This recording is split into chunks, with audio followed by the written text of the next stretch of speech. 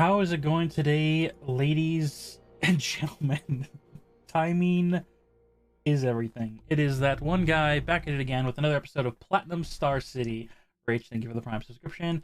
Baylisk, also thank you as well. And to all those who are tuning in, I would say if you're tuning in for the first time, but we have 27 other episodes on my YouTube channel that I myself am also rewatching. I'm currently episode 2, halfway in, and I have my DM notes, so I knew most of the stuff, but then there's small details that I forget and miss that always spices up things. Like, for instance, I didn't realize I was the one that started the interest between Clara and Durant. Yeah, that was entirely on you. That was on me. I didn't remember. I just thought, it's like, all right, there's a love interest possibly there, but then after that was done, I don't think you ever pursued, and so therefore she never pursued. No, I explicitly didn't. Yeah, so it was just there. So that's the thing. I can probably, who knows, it might come back up. Who knows? I don't know. We're in war times. Who knows? And we, the players, just keep on trying to push it. Like, there's a lot of. Yeah, you're not the only one at fault here. it was a whole thing. You're just like maybe like 60% of the problem. Yeah, 70. Instigating force. I am the unintentional instigating force. I was being generous. But nonetheless, to give you a quick tidbit of the players here, so we can save time. If you want to know more about the players, I want to encourage you to go look back on the videos. They do their introductions 28 times in a row, so maybe go back on the footage. I demand just stitch all of them together. Just stitch every single introduction together. Every single one. It's such a great moment though, because I wanted to save this for like the 30th episode or whatever, to be like, we're 30 episodes in, but I can't help it. I'm proud of each and every one of you.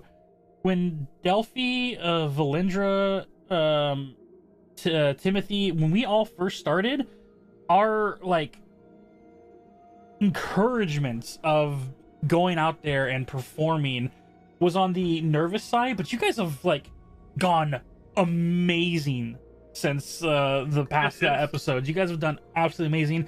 Una and Durant took it off with helping each of you and helping me out, teach you guys how this game works. And we had Leah join, and she's been all in for the role playing. Last session was awesome to look back upon. And Sanjuro's here, ready to tell everyone to stop dragging him into their messes. No promises. You're stuck with us now. For those that don't know, when Sanjuro entered, his description link down below, I have made memes of each interaction he has done with the party, because I still have yet to have anything to put under his besides any tags. There's like no Twitch, there's nothing. It's just YouTube videos with specific tags for his character's interaction of that episode. And last one, kind of funny. In my opinion. But, nonetheless, we're here with episode 28. We are so close, but having such a great time. We have our patron in the background, your mate Nate. I hope everyone's doing good. Oh, he's already driving, but he's willing to give inspiration. Look at this dedication of this man. Two people that don't have inspiration are Durant and Valindra. Feel free to give one to either. I think I need it. For once, I have it already. Yeah. You burned two. I was gonna be honest. You burned through 2 of them last session, but then Nate was like on it to like help reload you quickly. I do. Listen, it's there to be used. It is there to be used. Where the hell is it on mobile? So, used, but not overly used, and taken advantage of. How am I taking? If he wants us to use it less, he can put a time limit on it, like the exhaustion thing. Yeah, this is entirely on Josh. To be fair, I do believe there is a time limit on the inspiration. I think. I'm pretty sure. That's the inspiration button on mobile? What the fuck? It's so tiny. It's probably small. I don't doubt it. But nonetheless, we're gonna do an intro for each character one by one for 2 reasons. One, because there are some new players that weren't there for the beginning. That way, everyone can get used to their characters, what they look like, and how they can be described visually. And the second reason is because I forgot to hang up my sign outside that I am live, and my parents are already knocking on my door. So take it away, starting from right to left on my screen. So Una, start. Everyone else go on, please. Hello, I'm Umbra. I play Una. I am an Eladrin druid who owns a flower shop and may or may not dabble in potions and poisons making. May or may not. Me now? Yeah. Yep. Okay. Hi, I am Delphi. I am a fairy princess. I'm a wizard. I ride on our paladin Durant's shoulder. He is my magical steed, who also has a magical steed. Okay, I have an actual magical steed though. I know. That's what I said. I said you're my magical steed who has a magical steed. But I'm not magic. Okay, whatever. You do have You some are magic. magical. It's You not are yeah. magical. Okay, yes, I guess. Okay, fine. You're magic. Okay. Let's see. What else? We just saved my mom, and now we're here. And yeah. Okay. Mm-hmm. Oh, I have a talking book, but it's a secret that only Durant knows about. Okay. For now. Now Valindra. Hey, I'm Valus. I play Valindra Ramirez, a wood elf ranger rogue who does nothing but hides. Yeah, pretty much. Well, you do shoot things with arrows. You're very skilled at it. After I hide. Careful, there's Charlie in the bushes. My name's Jake. Anyway, those that don't get that reference. Durant. Hi, I play Durant Goldweaver, a paladin for the Church of Palor. Taste And the sun. I'm a magical steed now, apparently. With a magical steed that is shaped like a dinosaur and is named Aladar. No relation. It's gonna be our disclaimer so that Disney doesn't come after us. Was it Disney or Pixar? I believe it was Disney, right? I'm sorry? A reference that you're making that belongs to nothing else. It it's- belongs to Disney, right? Yes, it's Dinosaur 2002? VHS days. If you don't know what VHS is, I'm 29.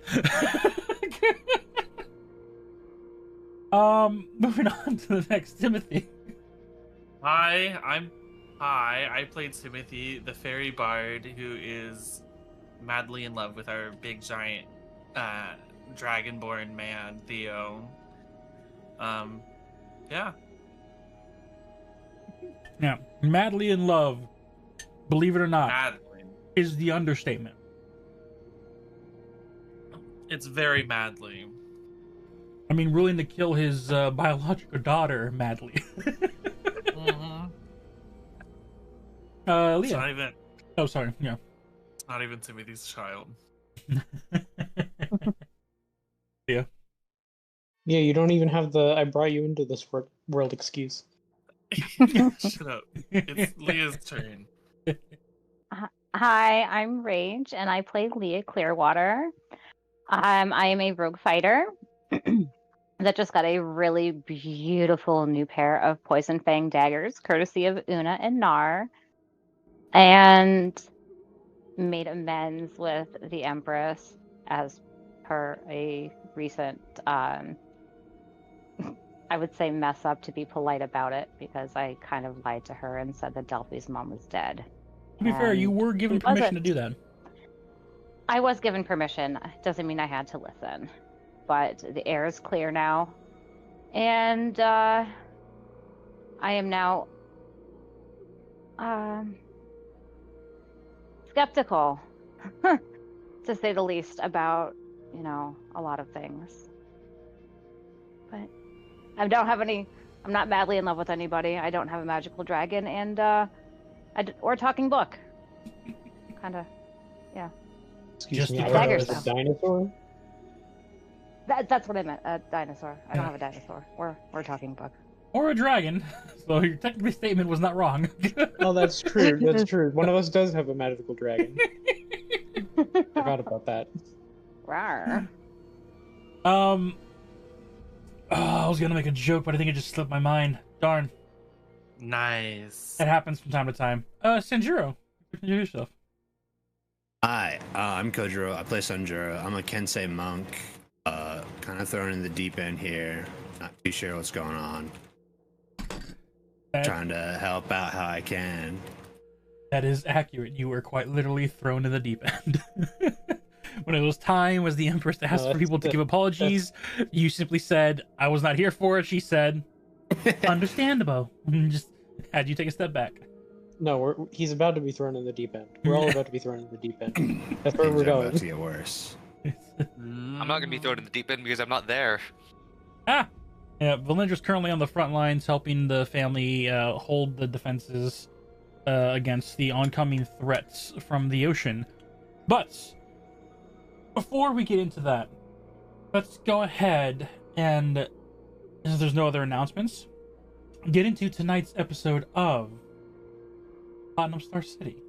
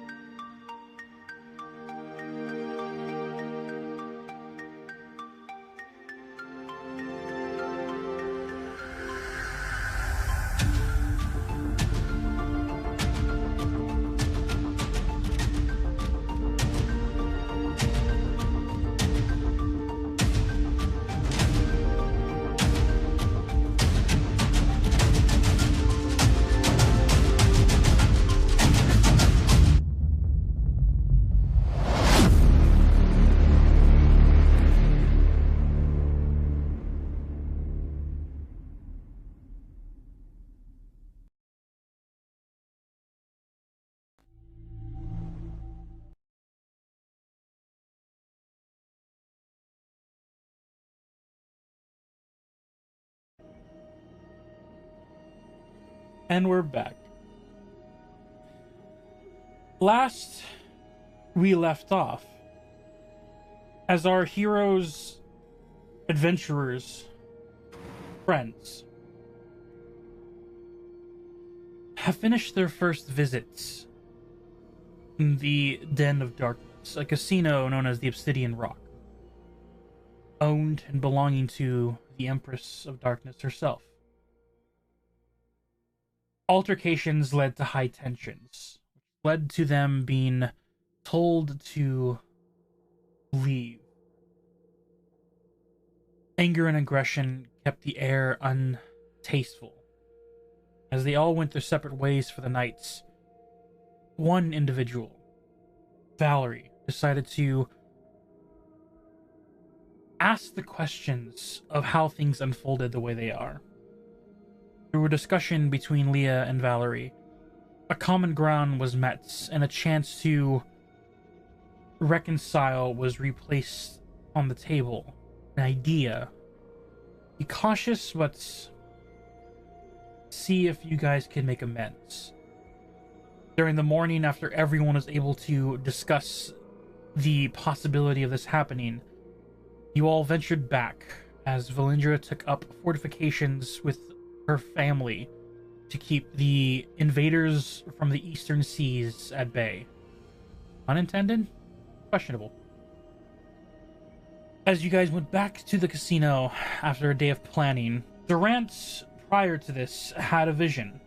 After opening a book and heading to the Celestial Plane by accident, meeting up with his deity Palor. An odd description of a riddle or a clue had been left with him, simply to let his soul be heard. The soul speaks the truth. And as this cryptic message was given to him as he was sent back to the material plane, a new voice enters his head, the magical book that belongs to Delphi. And now that the both of them can hear it, they took what information they had with them, carried the book, and moved with the rest of the party back to the Obsidian Rock. There, they were met by an individual, a halfling-like character, who describes himself as simply being the eyes of the darkness. As this individual stops them from entering, looking over to Una and simply referring to her as the Poisoneer, went inside to speak with the Empress to see if she was even willing to speak with him again. But it seems like she was willing to speak with at least one, the Poisoneer herself. As Una walked inside, a private conversation, and then a test for the rest of the group to see if they are able to keep their emotions in check. And to make sure this test went smoothly, a deal was struck. Upon exiting, she relayed to the rest of her team the only thing she could, which was simply be on your best behavior. As they all entered inside, the Empress asked each of them one by one to apologize for their imprudent behavior, the deception, the showing that she has an emotional weakness to a touchy subject, and the possibility of others looking upon that as a weakness. And as one by one the apologies went down the line, it came to Leah, in which the Empress wished to make an example of information that was given to her that wasn't supposed to. As she then had her soldiers drag out Valindra, gagged and tied. Valindra? Not Sorry, me. Valerie. Valerie. A little too deep. Wow. Damn, I didn't know I was on both sides of the team right here. That's on me. Tell me about it. As they dragged Valerie out, tied and gagged so she could not speak or move. She then had Leah repeat her apology over and over, and each time made cuts and slashes into Valindra. Dang it! I did it again. Valerie! God. Is this how the session's gonna go? It might. Am I gonna be Valerie now? Valindra's the new Durant. Dang it! It's the new Dagon and Durant. It's the VAs. It's the yeah. Anyway, Valerie, as Valerie is cut up, later shown and proven that you all are able to hold your emotions at bay, despite all of you displeased by this display. The Empress simply replied with, "A deal's a deal." And by the whisk of her blade, the illusion before them was cut away, seeing that Valerie was left unharmed. As the binds and yag was removed, Valerie made one last display of loyalty by apologizing for giving away information that was not hers to do so, but also emphasizing that the faith that she had to even recruit Leah was not totally misplaced, as the Empress reciprocated that there is a loyalty there. The table is now back at a clean slate. But now a discussion needs to be had of what you guys wish from the Empress. It's at this point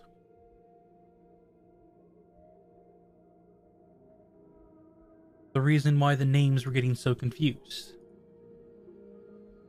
We look past the Obsidian Rock and head over to the eastern waters. Valendra, as you're here on standby, throughout the morning, there was so far only one wave of these fish-like humanoids. Not fey in resemblance, more amphibious sea creatures. Teeth jagged like piranhas, sharpened. Fins and almost frog swap-like hands, and these makeshift bones and spears.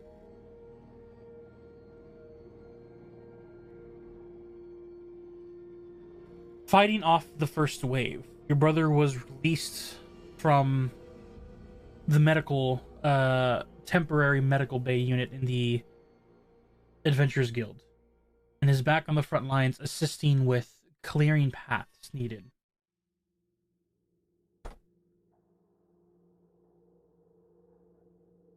Keep it there. As our group of soldiers, your family, are holding off and keeping an eye out after the last of the creatures were slain by your arrow. Bodies are beginning to be dragged aside by other adventurers that are helping the soldiers keep this way at bay. And as you see the head dragon, the once king, now back to Prince Draco, returning from the shoreline. As he gets close, the heavy wing beats grow heavy and the wind picks up before he slowly polymorphs back to his dragonborn shape to not impede his landing, crushing everything around him in his massive form. As he lands, he looks to you and your mother as he begins to speak to the group.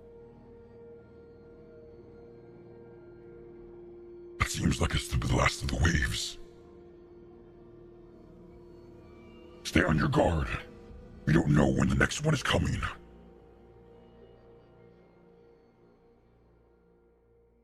He walks up to your mother, the leader and commander of the Archers Platinum, Katrina. As you are standing next to her, you hear the conversation as such.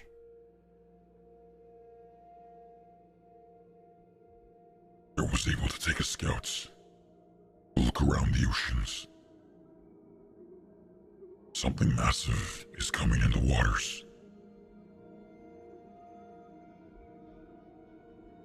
It'll be a day's journey before they arrive. Your mother speaks up. If it is a massive creature, we will need your help. the help of your family. How is Theo doing with the scepter? Seems it's reinforcing the barrier placed. But the majority of the enemy forces seem to already be in our waters. And the massive structure heading this way is the biggest threat.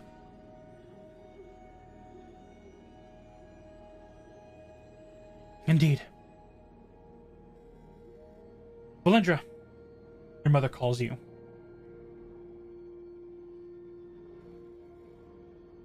I need you to go find your friends. See if they can gather any evidence that they wished once before, or figure out what their plan is next. If things go wrong, we are going to need the prince and princess of the Fey realm. If we are going to do this with negotiations as you planned with King Draco, old habits, then we'll need to know what the plan is before the morrow. Can you go find them?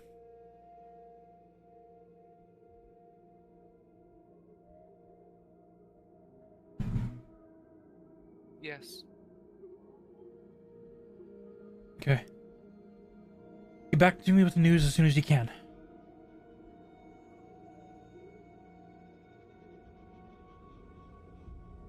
As you strap your bow, sling it, and store it away, where is the first location you would head to look?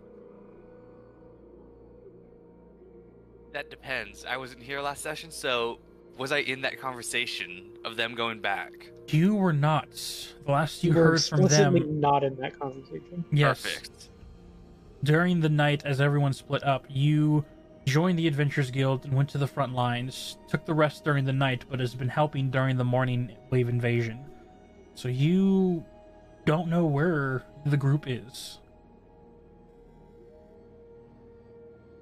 Where would you like to search first? I'm thinking.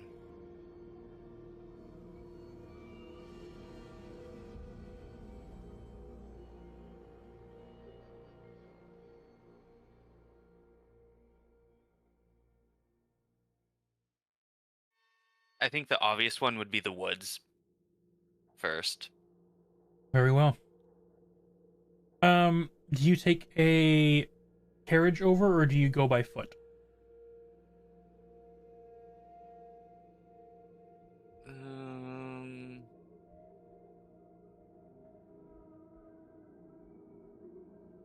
No, I think I'll go by foot and take shortcuts through. Alright, you'll take the secret passage that goes to the Noble District to Con Time. Yeah. Alright. As you will begin your journey moving through, we go back to discussions inside the Obsidian Rock. As our group has taken seats, drinks have been placed on small little table holsters next to each chair. Drink that each of you can order and have. As you see, the Empress is sitting there with the disguised self of Crystal standing in the background in her elven disguise. The two individuals, the massive bugbear and the half-orc that work for the Empress, are sitting on tables about 5 feet from your group that is in the circle. And it is here where discussions can be had. As the Empress speaks up and says, "Well then, since you guys were so elegantly wishing to have a discussion with me, let the discussions begin. How can I help you all on this invasion from the outside world?"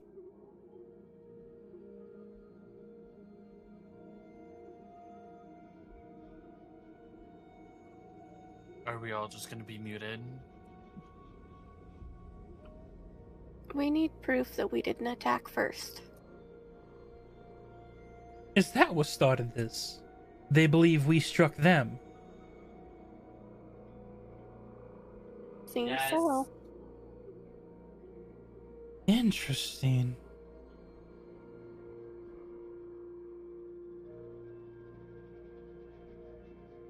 I might be able to get you some evidence that this statement might not hold true. But now we fall back to two important key points. First, and yes, I'm doing this now, what's in it for me to give you this tidbit of information? The city doesn't get destroyed. As the paladin speaks. If it's for the people, you might think you'd be leaning in my good side.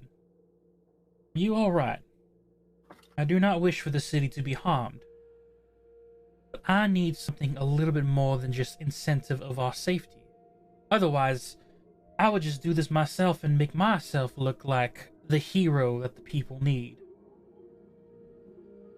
But I have other plans that would impede those plans. So I need something else.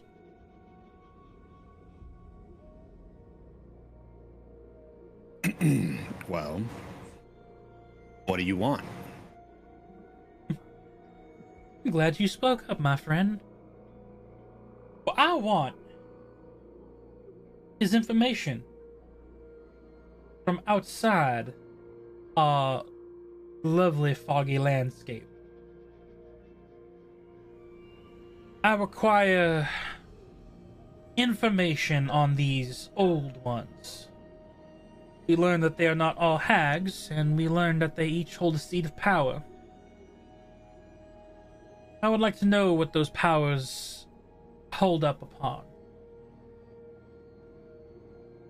If you help us, I could see about getting you counsel with my mom. She would have the information you need. Ooh, getting in touch with the big old one herself. Enticing.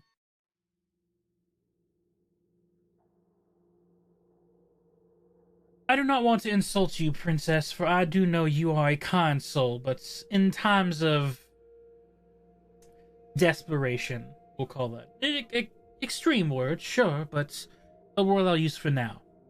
We can always make promises that we later go back upon. So what guarantee do I have that I will get said counsel? Not just an audience. I don't want just to say hello to Dearest. I want information. How am I guaranteed this information from your mother? I'll go with her.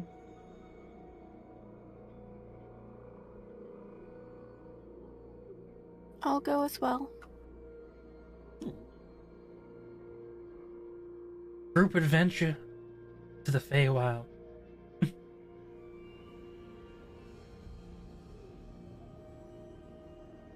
So we're leaving no room for skepticism. I will agree to this, but I will be taking two of my own in secret. One, who you are accustomed to, and as she says this, you see the shadows of her chair flicker as you know of the presence that hides and dwells within her shadow. Una will nod to the shadows. I apologize. Sickness was getting to you, isn't it? It's the thought of the Feywild. If you've been there, you'd understand. Luckily, I don't have to deal with said allergies. But that takes care of what I would like. Hold true to your word. Second, I would need guarantee that this information I'm giving to you comes back to me unharmed. Last thing we need is someone running off what belongs to me. Whoever this... I think her name was RipTide. is. I need you to guarantee the safety of my informants. Can you do that? It's not usual that we would go out of our way to harm people, so I think that's a very easy agreement.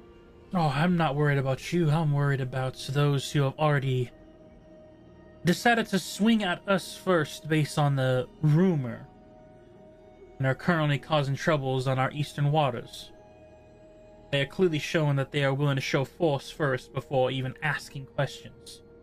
So the last thing I need is for them to force their way to my people and then ask after if they can borrow them. I want you all to keep my informant safe and protected. That is the second agreement for me to lend him to you. I'll keep him safe.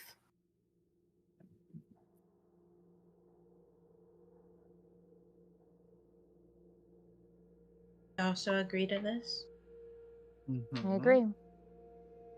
Very well. Shall we solidify this deal? And you see as she reaches into her pouch, you hear the sounds of clinking coin. And as she removes them in between two fingers, side by side, you see two familiar coins engraved with interesting runes and glowing with an interesting ray of arcanum. Who would like to take up these deals? I will. I will. So exciting. The first deal. She'll look to you, Una. The evidence I will give you. You and your group ought to keep it safe and return it to me. Failure to do so will lead to your indebtedness to me. Is that understood? Yes. She has the coin in her palm as she extends the coin and palm in an open hand to you. Do we have a deal? Una will reach her hand out. Yes, we have a deal. Upon clasping the hands, Una, this would be the first sensation you felt this, as you feel a small twine, like a very carefully knitted thread, goes around your wrist. And you almost see the same arcane energy go around the Empress. As you feel the coin almost become warm to the touch, the cold metals leave. And when your hands release from each other, you still feel that thread, although nothing is visible. And you see that the coin is gone. And as you look to your palm, there is a almost tattoo of a cylindrical shape of what a coin would be. And the symbol of a tree. Sorry, no, actually this would be the symbol of a fairy.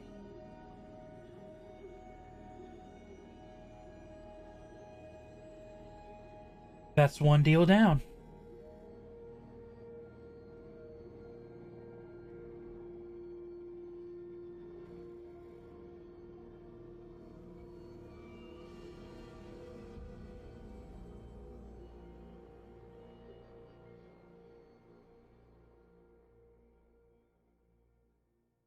She then looks over to you, Delphi, with the second coin. The deal with you is that since I give you my information,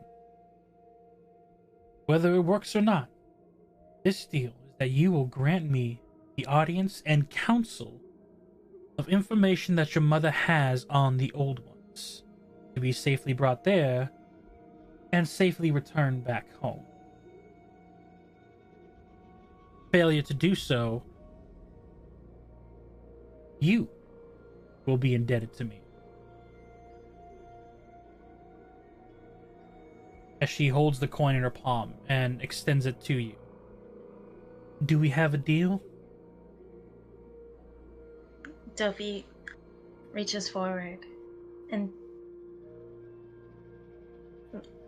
shakes her hand or takes the coin. I don't. Whichever one she's wanting. You fly over in your fairy form, and your hands are way smaller than hers. Your palm is pretty much the size of this coin, as it is now. And as your hand goes over, she gently wraps her hand around your arm, giving a symbol of a handshake, although it looks like she's just grabbing your arm with the size difference. You feel the energy, the magic arcane. Delphi.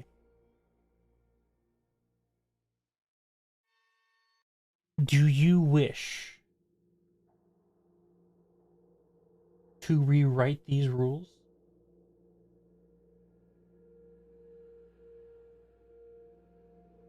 No, but I would like to make an attachment deal to it. What attachment do you wish to embark on this? That if anything happens to my mother, she herself personally takes the punishment by law.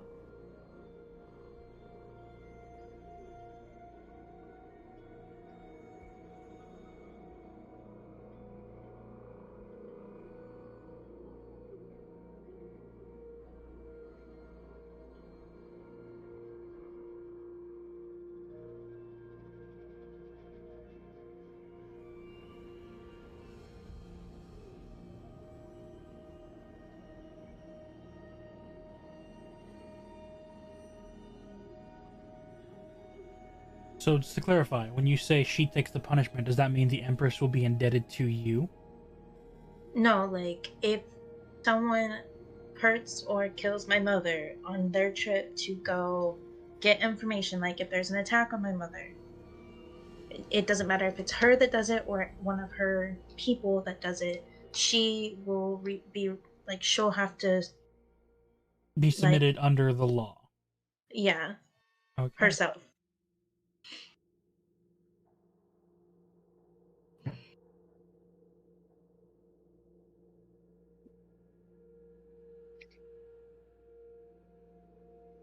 I would like for you to either make a Arcana check or a sleight of hand.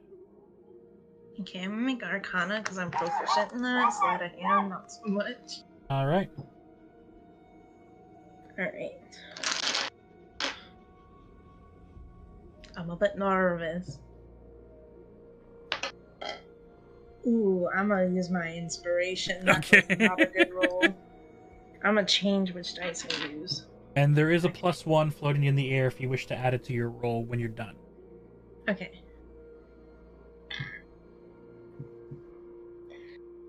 9 plus 5 is 14. I'll do the +1. Alright. Do I have to in your chat? No. Because it was one that was hanged over from last stream that no one used. Okay. So, total 15 for you? Yeah.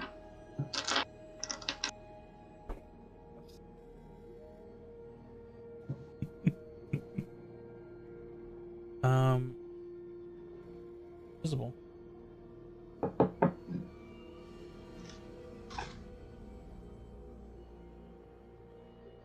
As you... Is that a 5? That is a natural 5. As you grasp your hand onto hers, as her fingers wrap around your arm, you feel that energy glow. And then, without saying a word, that impulse to add on any harm comes to your mother that the Empress or her men are responsible for. She will be submitted under the law of your kingdom.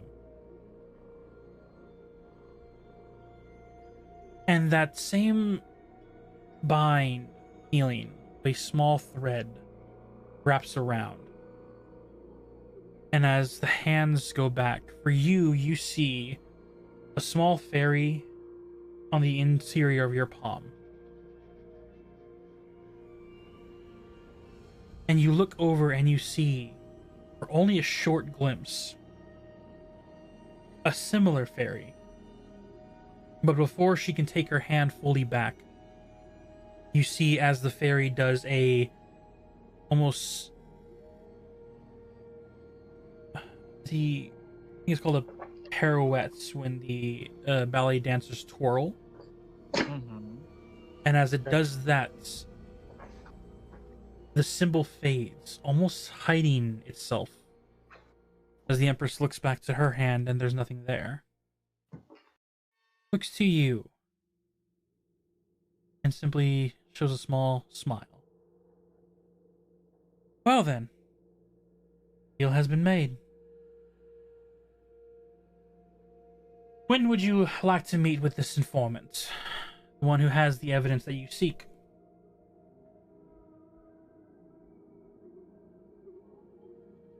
As soon as possible. There's a war going on. You see her look down to her shadow, smirk on her face. Xanagar, dear. Go grab Ulysses for me. And you see as that shadowed figure moves separate from the chair, a massive dark spatulate on the ground. Don't know if it's the shadows itself or the black tendrils that move and like slick off the ground, propelling it forward as it seems to go into a back room where the soldiers once came from before disappearing under the door. As the Empress will look to you all. It'll be about a few minutes. Until then, shall we have a casual chat, or is there somewhere y'all need to be for the day?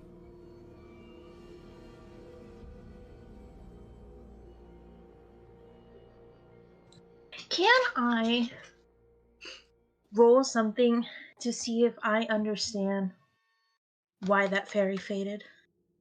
With your arcana, you realize that the magic you imbued changed the deal. Her end of the bargain was simply to be placed upon you. If you failed to produce your end of the deal, a penalty would befall upon you.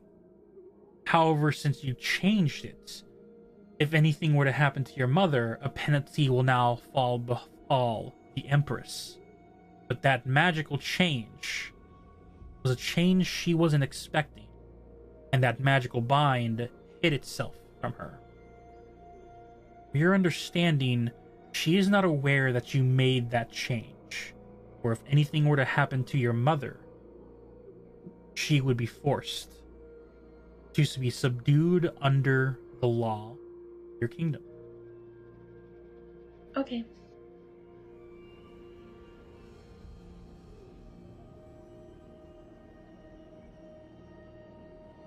So, you all have been traveling around places. According to Xanagar, made it to the depths of the mountain pass, meeting with the old Hughes clan. Surprised there are other dragon folk out there, even if they have descended over time. You visited the Fey realm back home. You said there was another occurrence going on. A battle on their end? Was there any indications of what type of foe they were facing?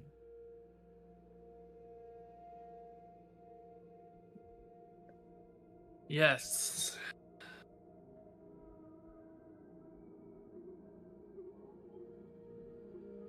If you don't mind, as she takes a drink. You all have drinks as well if you wish to sip upon it during this meeting, but she Oh no. grabs onto her mug and begins to take a swig. Lycanthropes.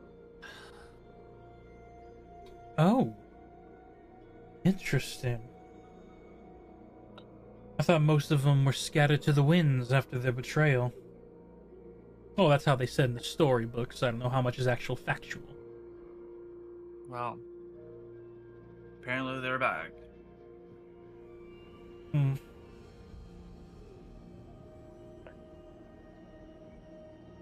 Well then.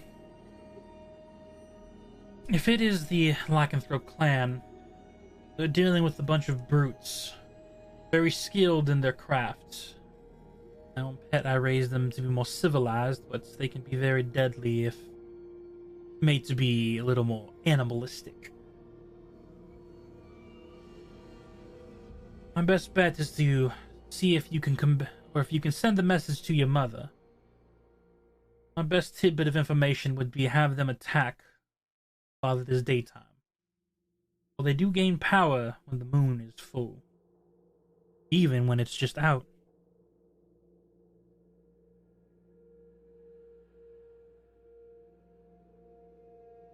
Okay.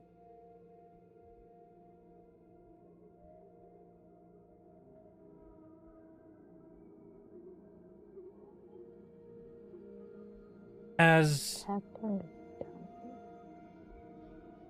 What? I'm just talking to myself. as the Empress looks to you all, all the business is taken care of while he fetches this. I'm in a good mood. Things have been going smoothly so far. Is there any information y'all want from me? Something I can answer, though. Preferably. I mean, I think you know what information I'm looking for, but we'll circle back to that.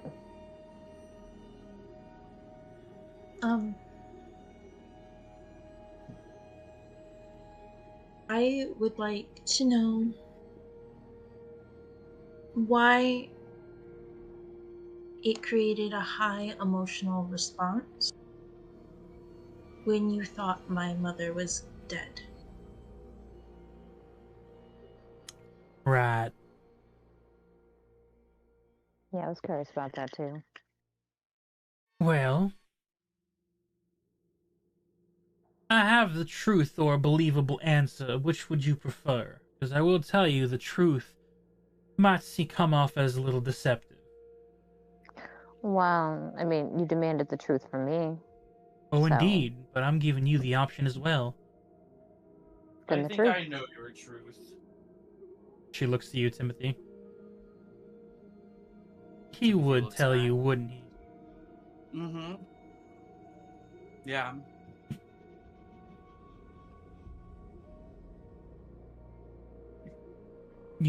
But I would like to know the truth. I think I am in a position where I can handle it personally to make my own deductions on whether you are being deceitful or not. Very well. The reason why it affects me, because it does genuinely hurt when someone says that a family member of mine has passed away, cousin. mm-hmm. Since it's been a few weeks, did I know this information? No, you did not. Okay.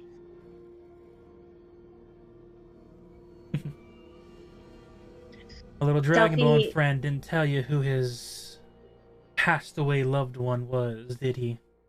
He told me. I just never got around to tell her. Delphi's wings kind of turn like a deep orange, almost red. You can tell she's irritated if you know, like, her wings, but. Well. Blood doesn't always mean. No, I don't know what to say. Delphi is Flustered. just irritated and silent. Because I had a thought in my head, but it wasn't coming out. So ignore what I just started to say. All Because right. it wasn't coming out how I wanted. As she looks over to you, Timothy, Yes. My mother, Theo's latent wife, Yeah.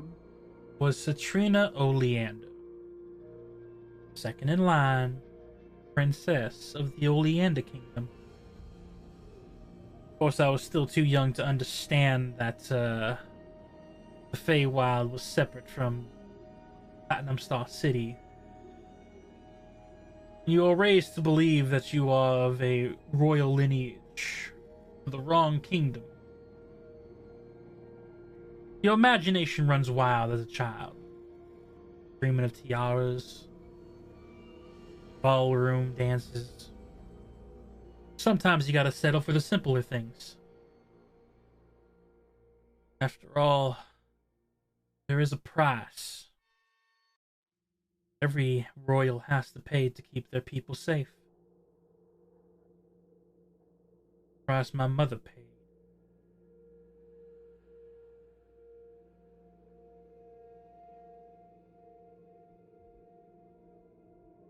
Of course, I hold no grudge towards you or your mother. I don't believe it was their fault at all.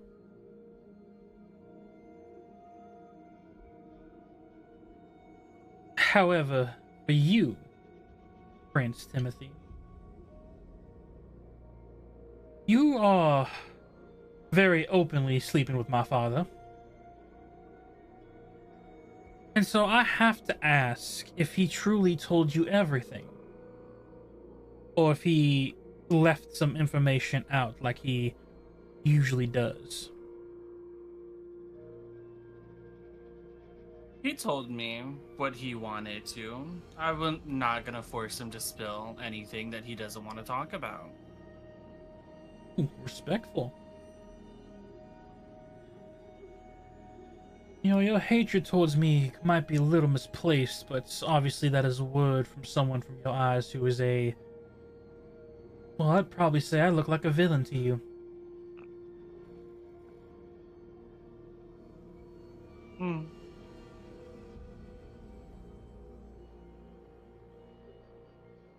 Possibly.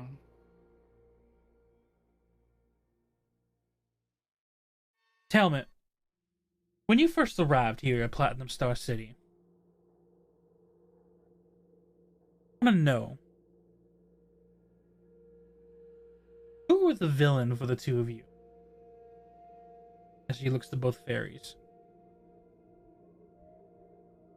What was the great evil that was bestowed upon you when you first arrived? It was a noble man and his little henchman. Kobolds? Lower forms of the dragon kind. That's easy to manipulate, especially when coin and ale is involved. Are you saying that you're the one that had us attempted to be murdered? Oh no. I'm saying that noble used and tricked my henchmen to try and take you. And that didn't sit right with me. Luckily, you didn't have to punish them. We managed on our own. Well deserved punishment too. Slaughtered all of them. Except for one who got away. That nobleman that had eluded your wife for a year. She looks to you, Una. I feel like you had something to do with that. Oh, we caught him day one. After I learned what he did into taking what doesn't belong to him.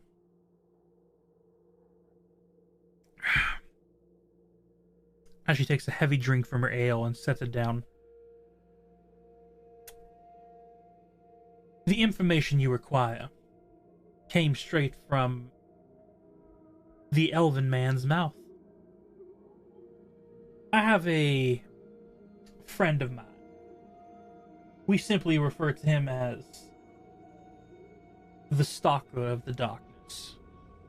He likes to roam through the shadows, find things that don't wish to be found.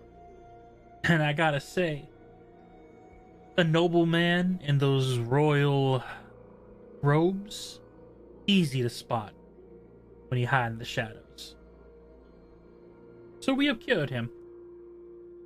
You would think that we would just off him, but I needed to know why. What gave him the balls to go behind my domain? And it turns out he had a backing of his own. Of course, we simply were only able to get what he knew. That an individual promised him power and influence over the city if he would simply intercept 2 fey creatures that was supposed to be coming soon. Long behold, to my surprise, that it was family and friend of family. But that information was even over my head. Now that we got the information, we learned that this individual, who apparently snuck in using some mutations of hers,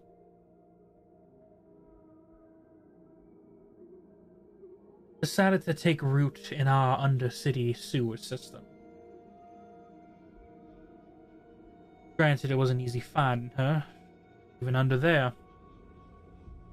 But thanks to your help, we were able to locate her. And after a deal was made with a certain captain of the Enforcers, we were able to take appropriate measures to get her out of our city.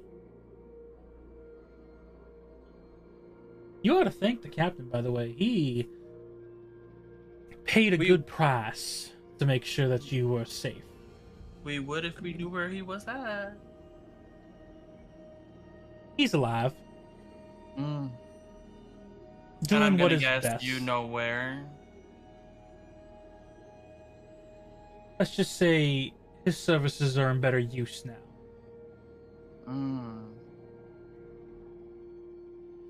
We need someone to help out in keeping individuals in check from the shadows. And what better person to do that than the Great Enforcer? Although, for being honest, that shiny armor and shield of his kind of gives him away, so we needed to make him a little bit more covert. But he's fine.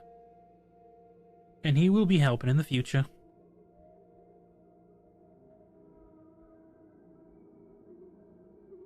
At this point, you guys hear the sounds of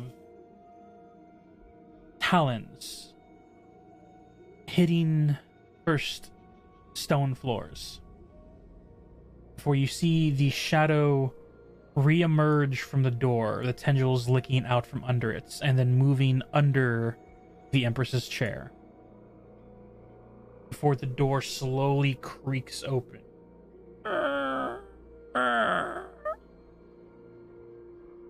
And coming from the door, a shadowed, not invisible, but a cloaked figure with a beak that protrudes through the hood, black in nature.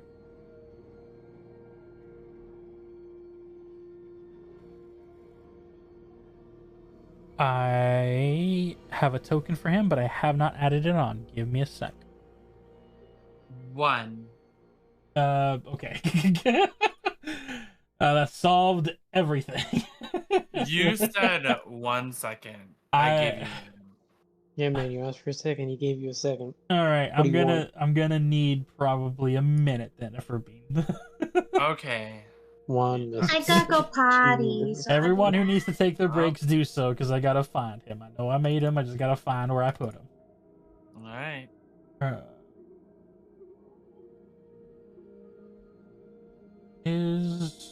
I thought I did. I guess I did. Alright, I'll make a quick token. Okay, make a quick token real quick.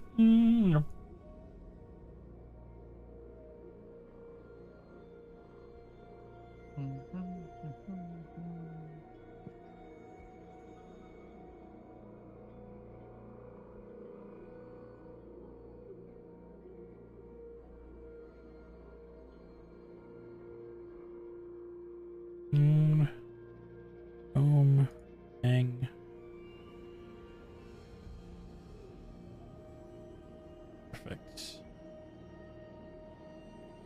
There we go.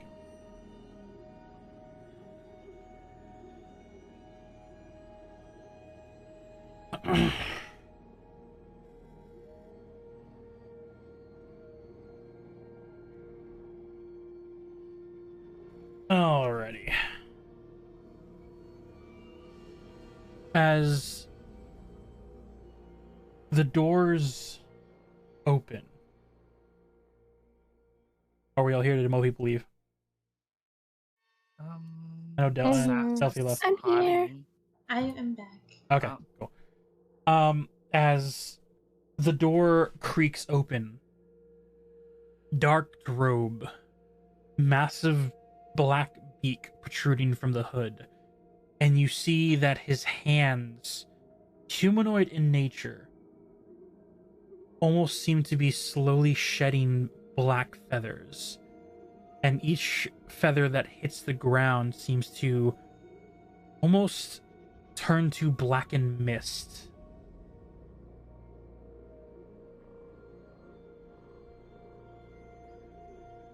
As this individual begins to speak.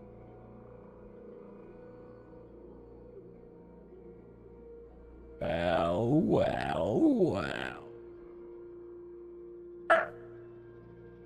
What have we here? As there are multiple voices coming from the beak of this creature. Almost like it is mimicking voices that it has heard before.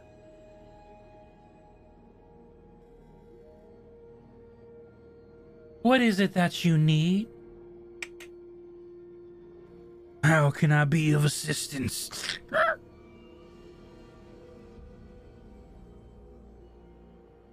You see the Empress look upon Ulysses.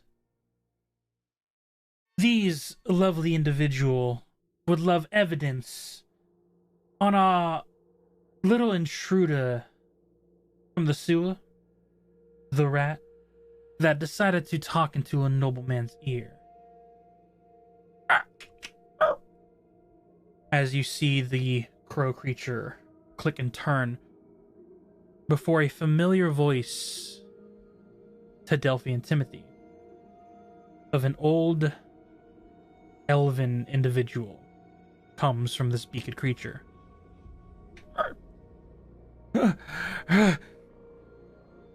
We simply made a deal. If I gave the rat what she wanted, the two fairies, she said she would give me what she needed. It was the deal made. As the bird's clicking tongue changes. From the same bird, you hear the Empress's voice. Dear, I need you to be more specific. Why did you attack the two noblemen from the Feywild? Simply because of orders? You expect me to believe that? And as the bird clicks, you hear a cry of pain from a male elven voice.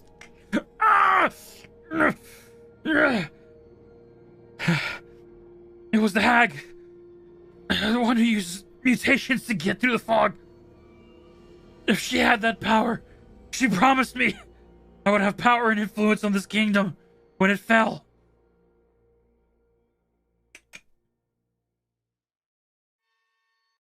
Tell me, dear. Did they give you a name or description of what they look like?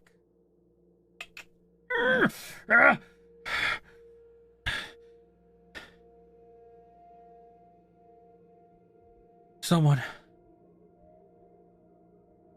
An old one. She claimed to just be someone from the old ones. She used a mutation, some thing undead in nature, but twisted with other creatures. If I didn't agree, she would have killed me. I see. So you decided to sacrifice others so that you could live.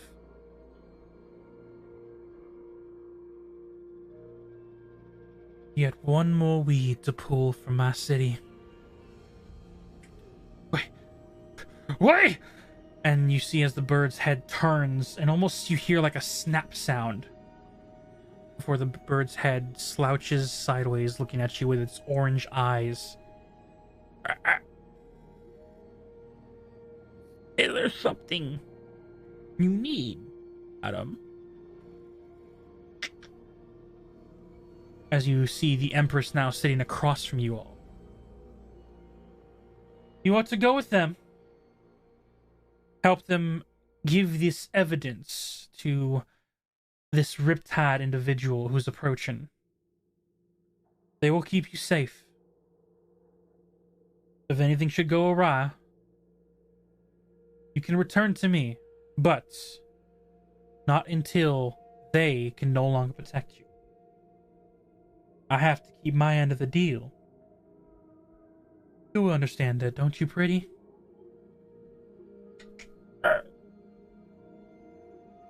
Of course, madam.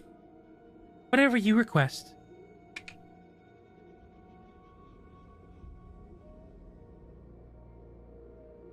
You see as the crow looks to you all. Head's constantly twisting from side to side, almost questioning and waiting.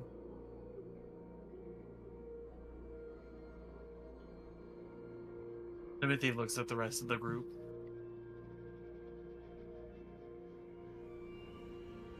See who's back on Durant's shoulder, leans over and kind of whispers towards Timothy. Not a big fan of that. Timothy will nod his head. Do I know what this, or can I check and see if I know what this is? Or what they are? Make a nature check. Nature or history? I'll give you the option. Which one is better? They're the same. 10. You know it as a bird folk.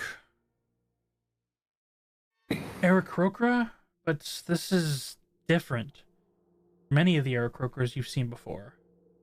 It's the best you can match up with it, though, although it might not be completely accurate.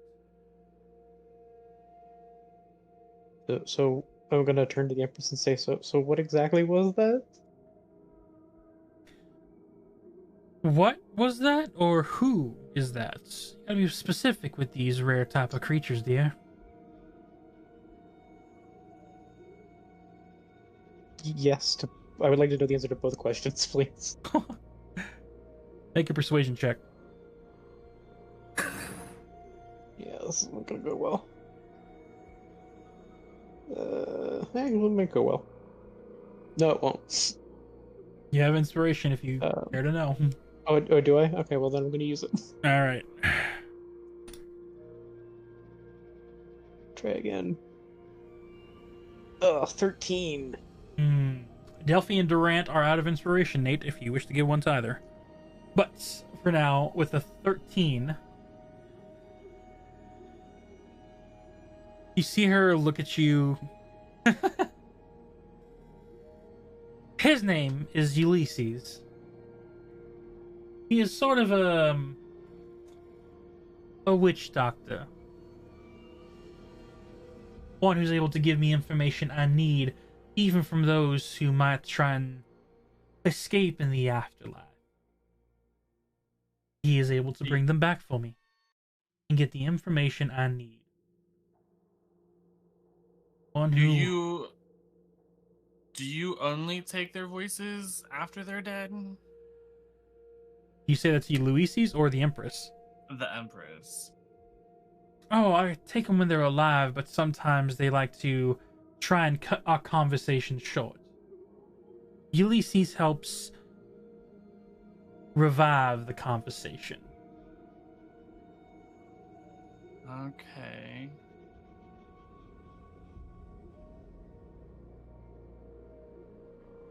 His means are a little unorthodox, but effective.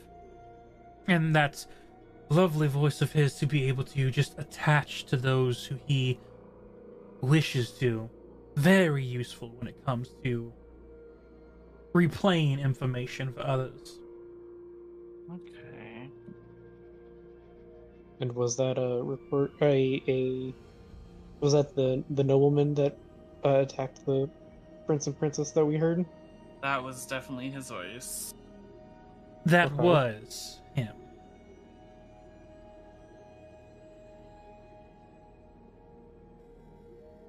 Are we sure this could convince RipTide? The truth is there. If she dares to try and question it, there are ways to backing up the truth. Ulysses has a not only natural way of imitating and replaying information, but even showing the information that went down, if need be. But this is where it gets sketchy. Ulysses here has to be able to touch the individual to show him his memories. When that happens, though, he is vulnerable. That is where you all come in. This RipTide becomes aggressive at all. I want you to make sure that he comes back safely. Even if he gets injured, which I still hope that doesn't happen, I would like him alive. That is the arrangements that I have for you all. The deal. You hear the crow click in the background, and eerily small in nature, and the voice you don't know how young. You hear, I don't want to live.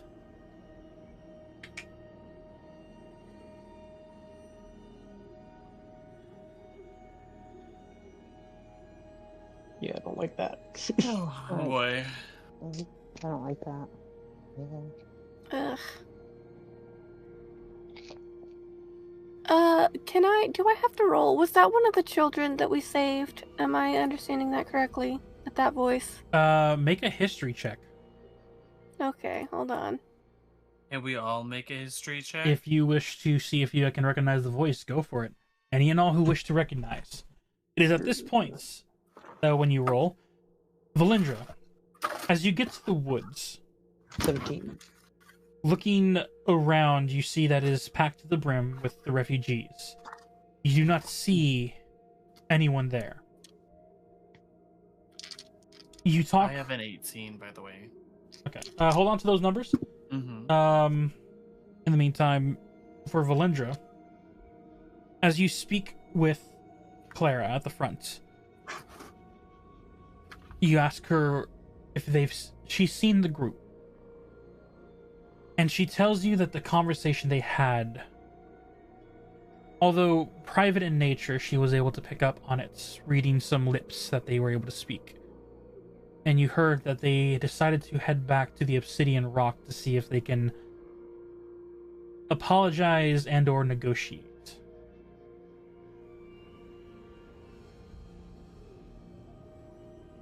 Do you move by foot, or do you take a carriage to speed or expedite the journey to get here? Or do you simply walk? What's the length of time walking?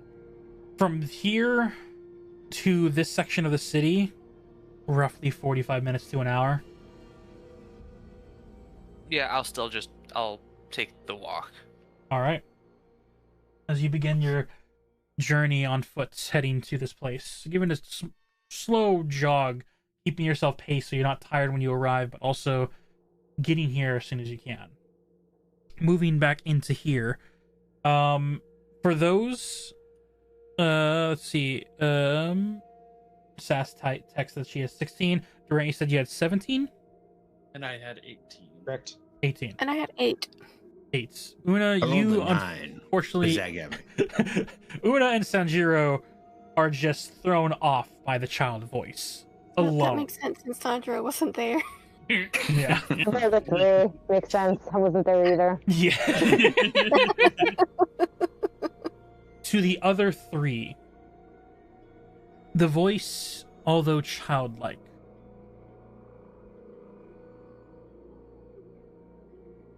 only, I believe, one of you would recognize it. two of you were able to understand that it might have been one of the children. So you don't remember who would have spoken like that. Delphi, on the other hand, remembers of the two children who were released as she was sent to go talk to the hag alone in the sewers. When they were reverted back to their human form, the youngest one that was saved simply told you, "Thank you." That voice is brought back to memory with this one.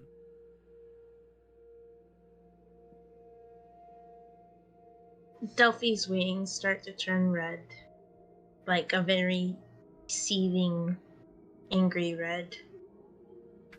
You And see she's the gonna look. crow picks up on this change.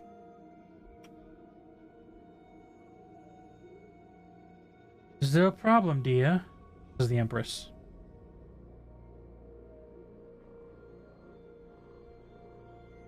How does this creature, person, I'm not sure what to call them, informant, gain their voices? He simply has to hear it one time.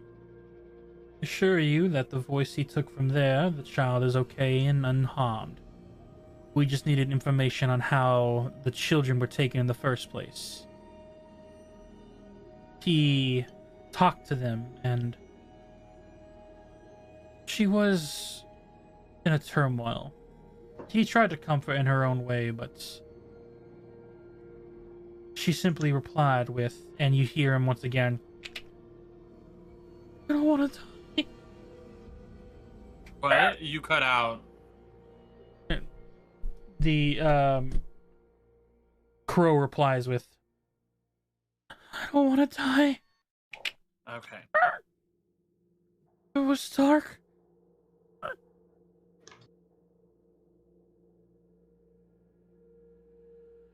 And then a different voice comes from the crow. "Thank you for saving her daughter." "Any day, ma'am."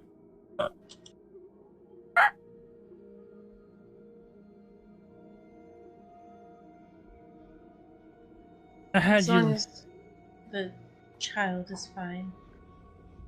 The Empress looks at you. "She is. I said before, we may look like the villains to you all. We simply do what is necessary to keep our city,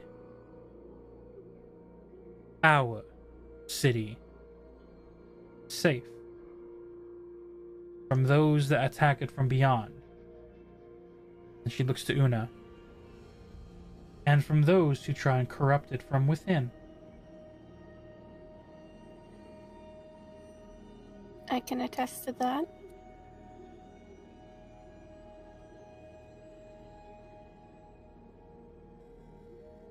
So, treat him well, as eerie as he is. He does like corn, though, so if you can stop by a convenience store, he probably would appreciate it. Convenience store. A shop. Do you not have those here? And to get him what? Corn, dear. Likes corn. Corn? We can get him corn. Alright. You see, like, the crow's, like, slightly tapping his claws. Could be from excitement, could be from nervousness, you don't know, but seems to be,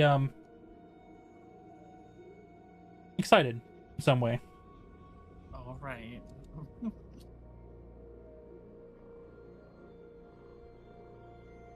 What do you guys do now? Let's go, I guess. You head back towards the woods. Alright. As each of you, one by Should one... we head to the woods or should we bring him to Theo? Oh, that's a good. Hmm. I don't know. I want to leave this room. Maybe let's just get outside before we choose. Sounds I good to will me. agree. Let us go out the doors. As you all stand up and begin, you see that the crow individual is already at a fast-paced walk. His talons, as he has bird-like legs, are simply tapping along the wooden floors as he is slowly across the floor of the obsidian rock heading to the front. A decent speed. Not really running, but giving a good little, like, jog-like pace. Okay, well, Timothy's flying out. Yep. As it waits toward the door for the rest of you. You all, one by one, get up and head to the front door. I'm already at the front door. Just Yep. All right. I'm on Durant's shoulder, so when he goes, I go. Okay. Where is my? I only have one monitor. you should get a dual I'm monitor. coming, They're I'm really coming. nice. No, right now I only have one monitor. You should get another one. I just it's upgraded not- to dual monitors, and it's so nice. It's not broken.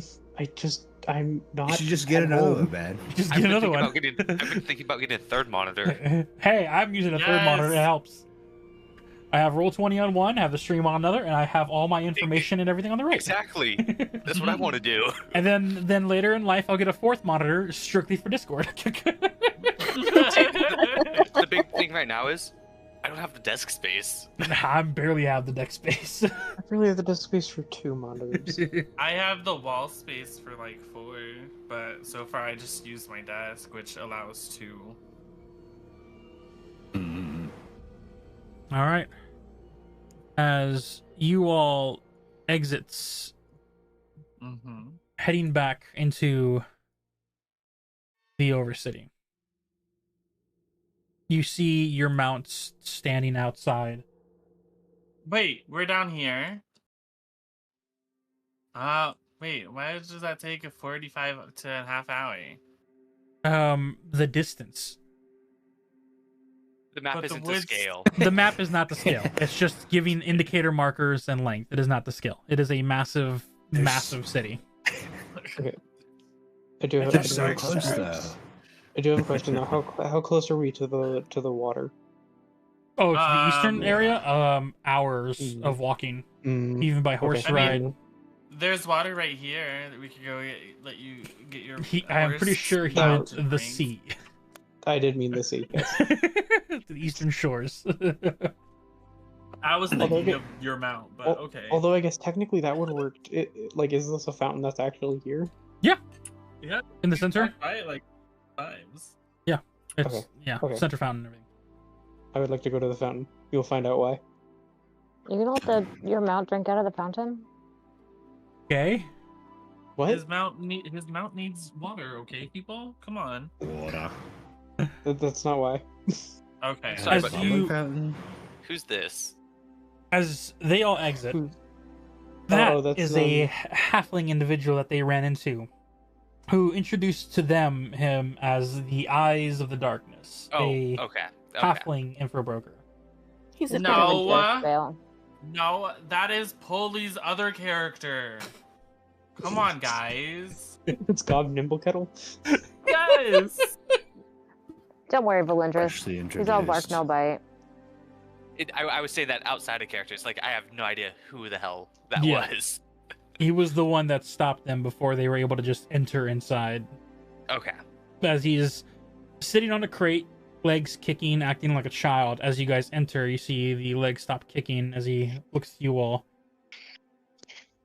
Lovely conversation, I assume. It was a conversation that didn't end up with anyone dying. Hey, you'd be surprised how little that happens here. Excuse me. Beg your pardon? I'm sorry. I've Guys, just everyone never seen the apologizes. Empress so forgiving. But hey, Oopsie. Apparently, people going in just don't know how to talk to her. That too. On You the know plus you were side, though, part you of can the go inside problem, and get right? yourself another drink now. I've been stationed out here, but they'll come check up on me in an hour or so. Mm-hmm.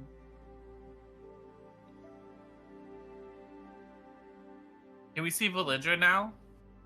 Valindra, you are slowly pulling up, and you are able to see them, and you guys are able to see Valindra approach from the distance. Hey, girl. Thank God I got out of there before you showed up. Hi, Belinda. Oh! Yeah, that probably would have gone well. As you see the crow individual also step out behind you all, looking out in the sun-like area. I want to emphasize I don't know if you'll be able to see it well, but there is a design I put on this crow. He is not a happy-looking individual, terrifying. You have orange-like bloodshot eyes that rarely blink, a long black nose, and feathers are still falling off of him like if he's shedding. You don't know from where, though, and each time they hit the ground, they turn into that blackened mist, like if every step he takes leaves behind a trail of a darkened, small, low mist form. Josh, he's allowed to be ugly. Can I roll a think he's history beautiful. to see if I have ever once seen this creature on my runs? Go ahead and make a history check as you see this new crow-like individual. He's barely standing around 4'9", 4'8". Damn, he's taller than us, Delphi. His legs are bent backwards like a bird's, though the rest of his body seems humanoid besides his beak and head, wrapped in heavy cloth. Dirty 20. With the dirty 20, during your runs out and exploring this area, you do recognize him, though you would only see him in passing. The darkness would almost hide him, and he would move throughout the nights in a calm pace where it's almost like if he was constantly...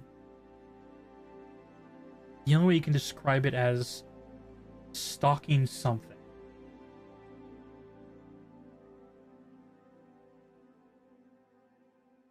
You see him here, more calm-esque, more looking at your group for instructions. His head is constantly turning from like side to side, like it's looking for a question, but never finding it.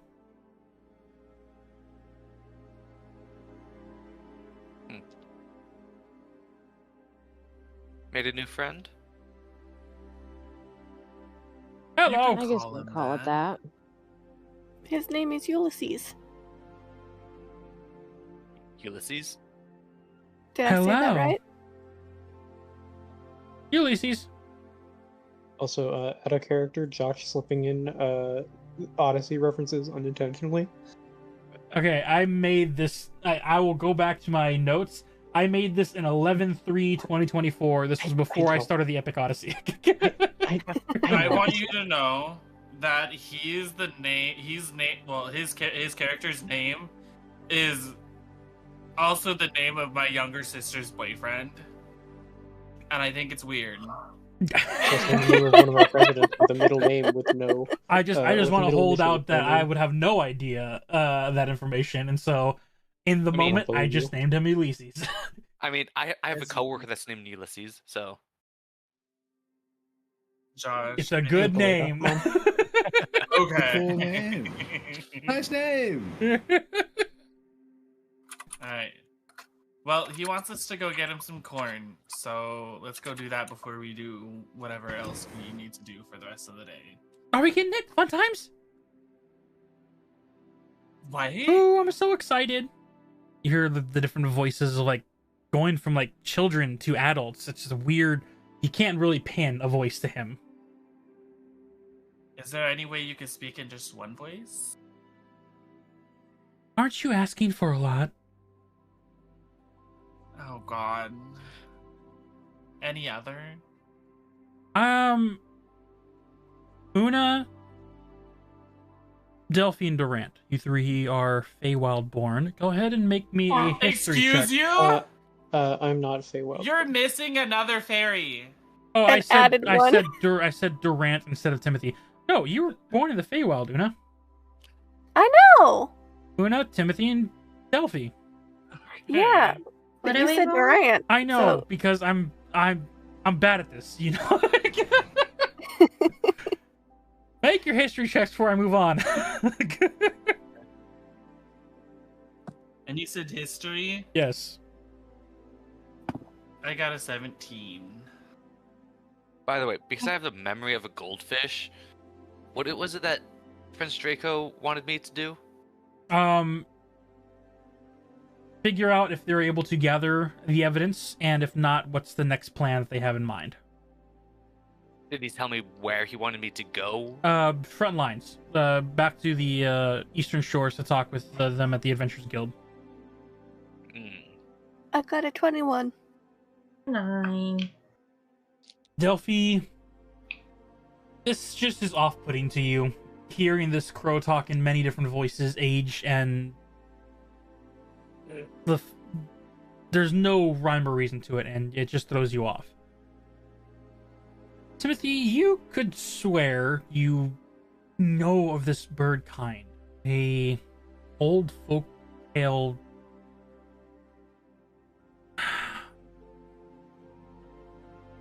You believe it's a kinku. A kinku? Kinku! Inky. No. A type of flightless bird from the Fey realm. But you are having a hard time remembering, were they all like this? And you know they don't have wings like other Aarakocra. So that part makes sense, but why is he speaking in such a weird way? Okay. Una, you said you got 22? 21. 21.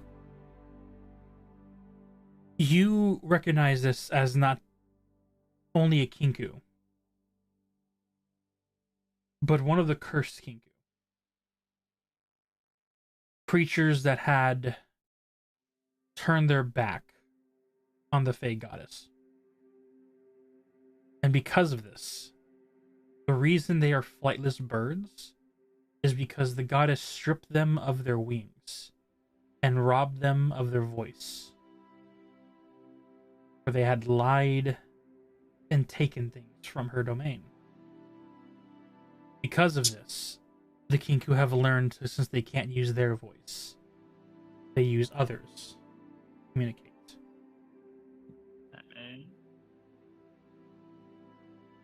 I'll explain that because they don't have their own voice.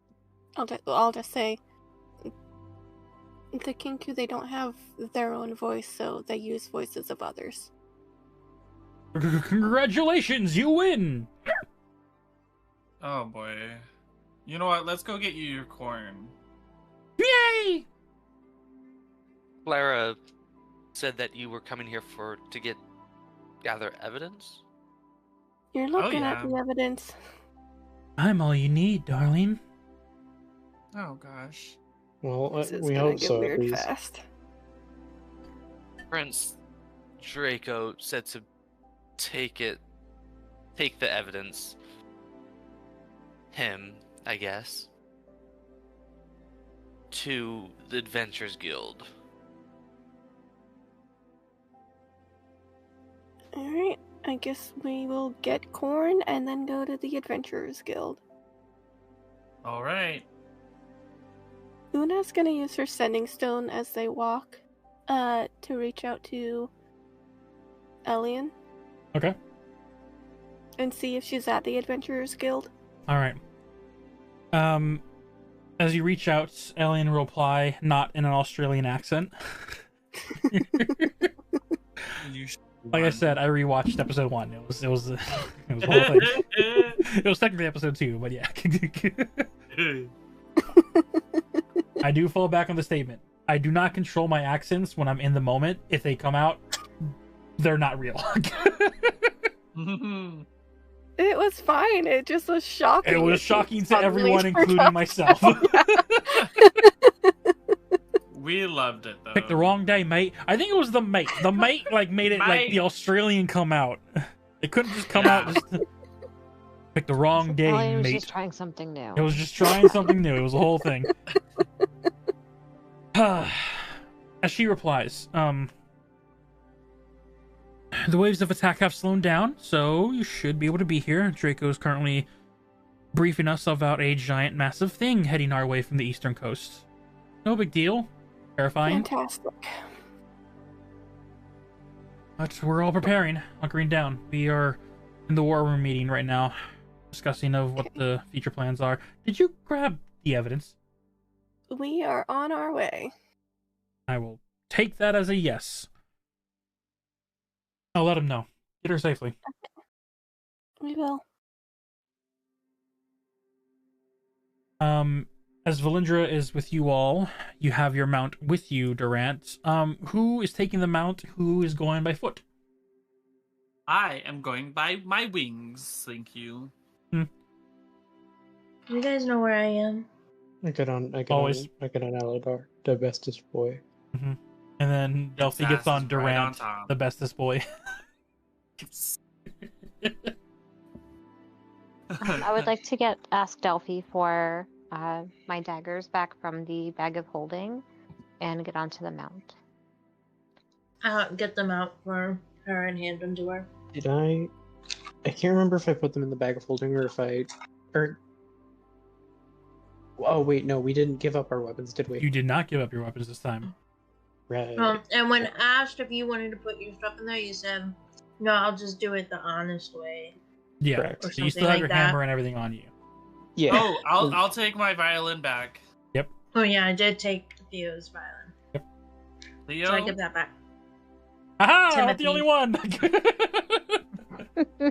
I am validated now.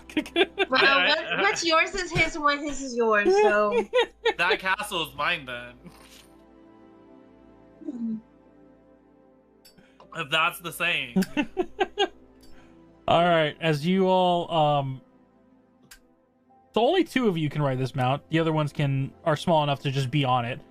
Sanjiro, Valisk, Ulysses, and Leah. How are you guys getting over there? What's the speed of this mount? What, is it like 45, 60? Yes. I don't know, I have to find... It's a warhorse. Yeah, it's a warhorse, but I don't remember where I put the thing. I think you put it in like I put it in general. Look. General. It's in general. It's 60 feet speed. Yep. So yeah. Right. Unless you just want to keep pace with them, but be on the mount. That's up to you as well, Durant. Durant, you guys can take the long way. We can sprint through the Noble District. That should about even out. Okay. Josh, does that even out? I mean, time-wise, no. They will be getting there like a good hour before you guys arrive on foot, if that was the case. But you'll see. Valisk could go on foot. I'm just gonna fly over it. Well, you're gonna be flying, or you because you're a fairy can sit on the head of this creature and just go along with the ride. Oh, that's so true. The warhorse dash. It can. Oh, yeah. No, it would fucking outstrip me by a mile. Yeah. You see, it Are you has. sure I can't enlarge it to make it fit more people? Do you cast enlarge on the warhorse? It's It would be a giant. Does it not make it where it can fit more people on it? You may certainly try. Wait, no. Oh my god, this is me. Just answer the question. Okay, It's already large. It would be a giant. It would be huge. It would be a huge creature. But would it allow to have more people on it? You don't know. Yeah, but it would destroy everything underneath. I think we its should feet. try it. You know what? Valentin's You gonna destroying the start city. taking Sounds off. like a really. I really like this idea. I think we should I'm make just it gonna bigger. run. I'm gonna dash and just run. All right. Don't forget, I'll we have to go buy stay- corn. I'll That's- stay with I have Ulysses. 70 feet of movement, so Okay. Yeah, I'm with you, Ulysses. And we're gonna go get corn for the damn thing. Okay. I'm going with Una. Because I was the one that suggested that we would get corn anyway. Okay. So just to clarify, Yeah, we are gotta make not it giant. turning the large creature into a huge No, creature. because you guys wouldn't answer my question. That was not the I think answer it's to my question. I think it's a good idea. I think you should do it. wouldn't know until you tried. Mm-mm. That's not my answer or question. That is the answer to your question. You don't know. I need a better one. Attack! It would be a bad idea. It would move from being a 2x2 creature to what, a 3x3? What 4x4? is? But what is so Something bad insane. about it? Yeah, no. What's How wrong big- with that? If you How need to big is this travel, creature? it's a good travel creature. Yeah, Let's we just could go have get the more fucking people on the corn back. already.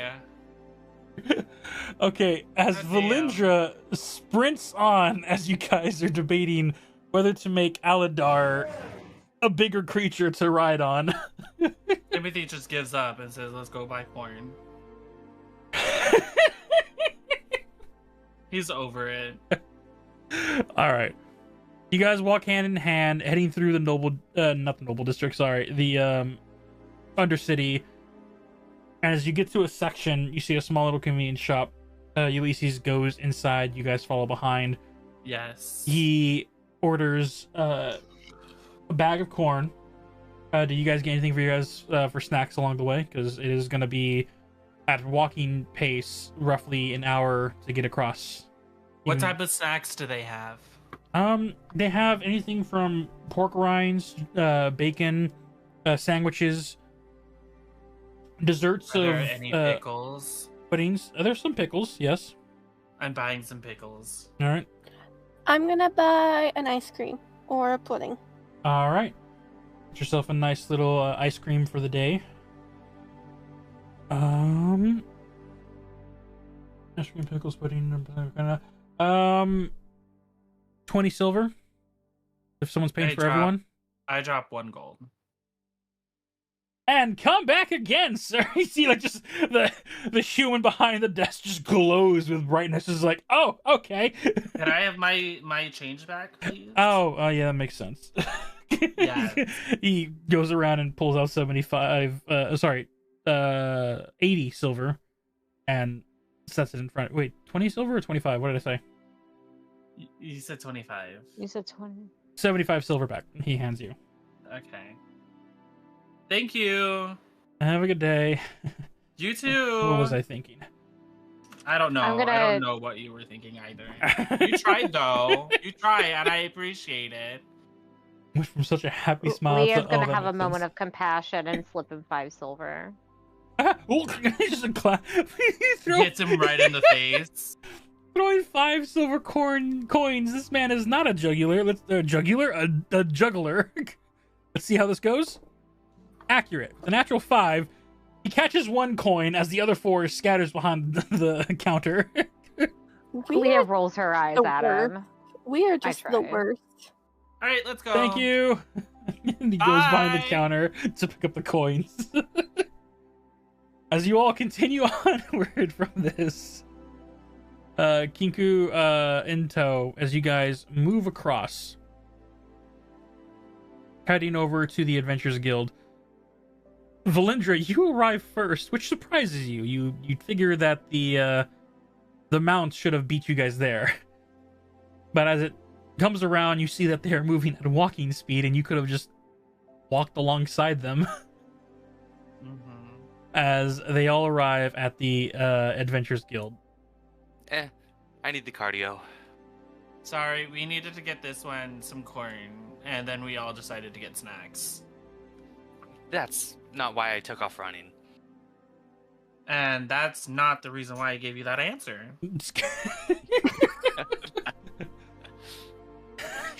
I was gonna make a joke, but it would sound worse. Actually, never mind. As you guys arrive at the Adventurers Guild, the sounds of battle have ceased. it seems that the wave of creatures have not begun to attack yet, or are simply on a standstill for now. You guys enter inside the Adventurers Guild. You see that most of those that are hurt have been mended and healed. Healing potions have been passed out to those with more severe injuries. And as you enter inside, you see as King Draco, whose token is no longer on the map, let me put him back on the map, is in the war room meeting with his family, and you all join inside as you see Dagadin is there with his two companions, Opal and Hogar. Where's the royal family? All these tokens and not enough. There we go. Draco. There we go. And not enough tokens, because we always end up needing more. Yep.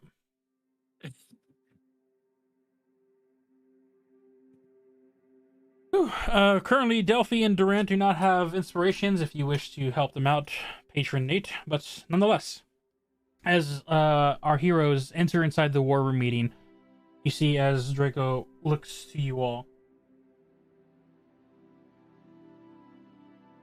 Welcome back. Have you collected the evidence as needed? Yes. Somewhat, sort of, in some sort of form and way, we did. What evidence is that? Please, present it. This is Ulysses. He's a kinku. He's our evidence. You see as the bird like tilts his head past the group, very weird like, and only like the head turns to the side. You just hear him reply, Evidence. Hey, don't do that. In the king's voice. Or the old It's king. fine, Timothy. As you see Durant, I'm not doing this, as Dagadin looks down the table at you all. Are doing this. I am doing this.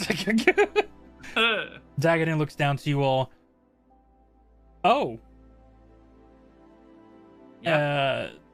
Evidence is okay. How is this evidence? This is the Kinku. Hey, Elysius, can you show them what you showed us earlier? I'll give you some coin for it. You see, like, it already like takes the pouch that it has, opens it up, and like takes the pet inside, and you see as he like chomps down on some corn seeds. As he finishes, I'm gonna roll for some sleight of hand to take it out of his hand. Let's not torture the poor thing. Well, I mean, we're trying to get him to show what he knows. Let me do my damn thing. Make a sleight of hand check. He's not a dog. Make a sleight of hand check if you wish. Oh my god, this is. It's gonna be the death of me trying to do it this way. Can I sleight of hand that sleight of hand? To give it No, I know. Listen, we'll wait to see if the sleight of hand works. Hold on. I'm trying to see what my proficiencies are. Okay, high. This thing doesn't even have his own voice. +6 and proficient, and I rolled a 17. As he like eats the seeds and he looks forward, you like take the bag out of his hands and he looks like, in a very childlike voice, my candy. It's corn, but okay. You'll get it back. Just relax. Valindra, do you try and sleight of hand the sleight of hand? I do try. Make a sleight of hand. Your DC beating was 17, I believe her. Well, I just rolled. I +6. rolled. Was it? Did he roll a? She rolled a 17, so you have to beat a 17 to take it out of her hands. No, she rolled a 17 plus a 6. Am I wrong? Oh. Yeah, I have a proficiency of +6. Oh, okay. So 23. Your difficulty is a 23 to get out of her hands. Okay, give me a second.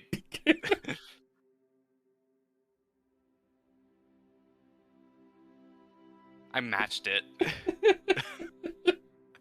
Roll off! Let's freaking go, Valindra! Come on!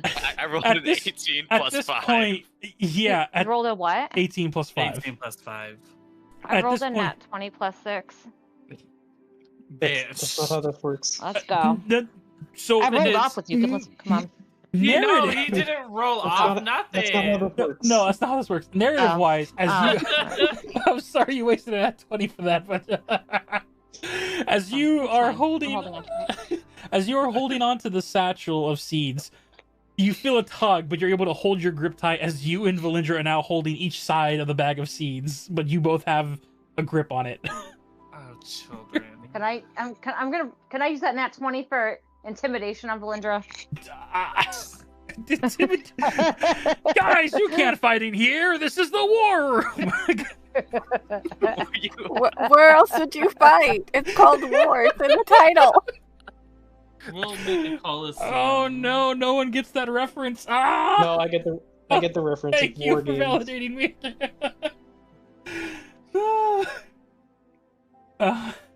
As you guys are beginning to... Oh, I made that shorter. As you guys... Jeez, everything's wrong. As you guys are fighting over the bag of seeds in the background, you guys hear the voice chime up as Kinku copies the elven voice, giving the descriptive nature. As you see Prince Draco almost stands immediately, looking across the table at this bird. It was you. That night with the Empress.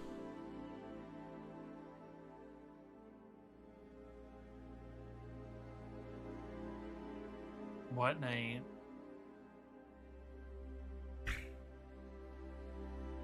You see he looks to you all, takes time to compose himself, and sits back down. A while ago, we made an inquiry to find the noble elf that attempted to kidnap Princess Delphi and Prince Timothy.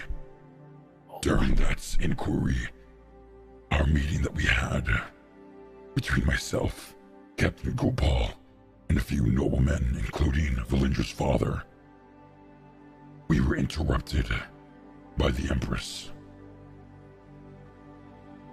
She arrived with two figures hidden in shadow. One to be a massive creature with claws and talons, but we could not see what it was. And then a second individual that copied the voice of the nobleman. That was before the Empress made mention that she had killed that nobleman.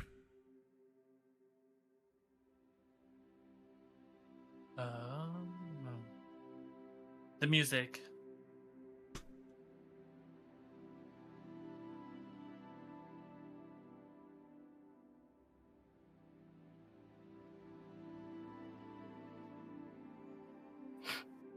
He is our evidence, so please do not hurt him.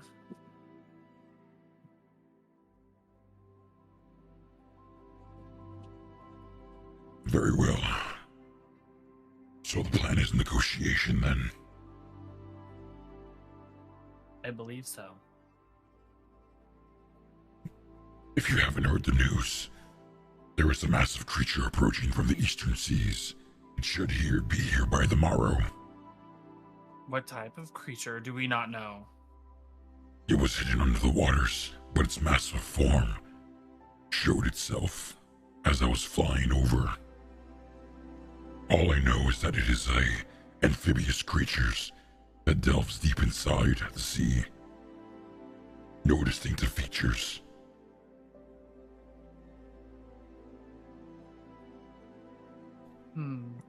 Okay. You see Hogar lean over after having his foot already on top of the desk table, leaning back on his chair. He takes his feet down, leans forward, grabs a mug. So, our options are using a bird, who can mimic voices, as a negotiation chips against whatever massive creature, if it's intelligent and if it wants to negotiate, as a negotiation chip to stop this war that is already taking place. Am I covering all my bases? Can someone else talk to him? Why do you hate me? Oh, I said that above board. Oh, okay. Okay. I thought that was Listen, like... you and Delphi are the ones that push the story along. Yeah, but Timothy does not like Hogar at all anymore. Alright, this is above table. Why do you hate him? Because you made him leave us. No, I made Dagadin leave you. He was part of Dagadin's team. He followed his leader's orders. If none of them left, I wouldn't have hated on them. If it wasn't something they weren't supposed to do, why did they leave Dagadin's fiance? Mm-hmm. Someone else has to talk to him. Semantics. Okay. What was the question that he asked? He basically was giving off a recap of everything that's like leading up to this point, and are we even sure this thing that is approaching even wants to talk and negotiate? Is basically what he was getting at. Well, if it doesn't want to negotiate, we're kind of fucked. Okay, so There's one more way to find out. let me go ahead and see if I can clear this up. We have a giant sea creature of some type approaching. Waves of these fish things are getting to the surface, but we've been holding them off. They have our docks under control, so our fish supply has been running low, but we still have our farms and crops to keep us fed. Cattle's looking pretty well, so food supplies aren't in the red yet, but fish supply was a good supply to coming in. So it's not like we're going to starve anytime soon, but until King Theo, I'm confused in that part, is able to re-strengthen the fog that we now know is a barrier, not just some mysterious thing. Until that is fully strengthened to keep things out, this group is already in. We have a few dragons to our powerhouse of wheels, a few good decent army of archers and soldiers, adventurers and mages. We do have the upper hand, it sounds like it, unless there's a power we don't know about from these things.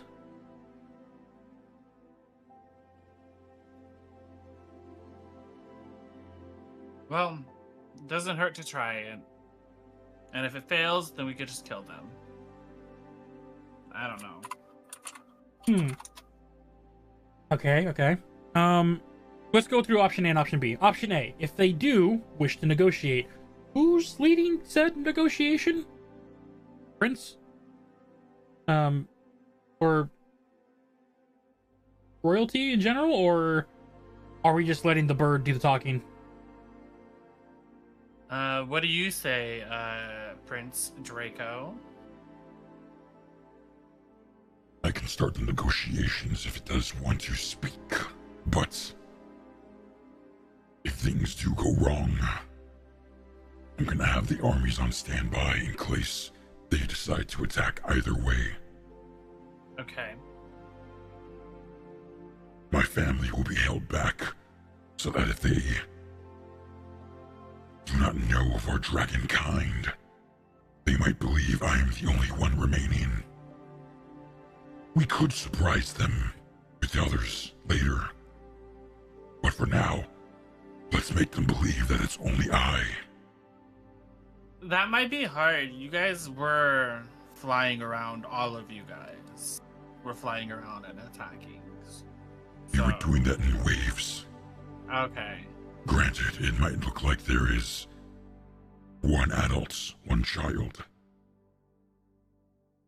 I could always enlarge your child to make it look like it's both two big giant dragons. For now, we'll hold that in the back pocket. But option B, if whatever this thing just comes to the shores and starts attacking,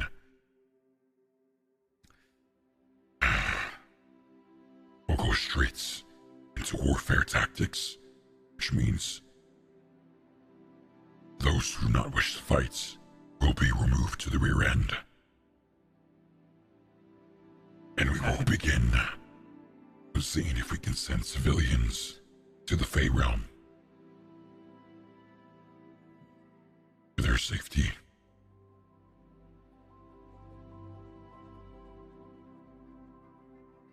Mm-hmm. You see Dagadin speaks up. That is an option. We do hear that the Fairy Kingdom has a battle of their own, but I don't think it has commenced anytime soon.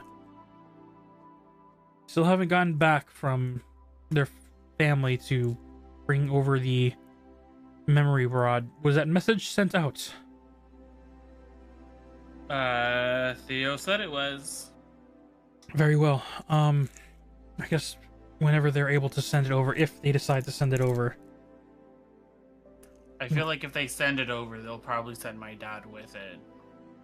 Okay. So, if nothing goes on their end, that'll be our sign that's...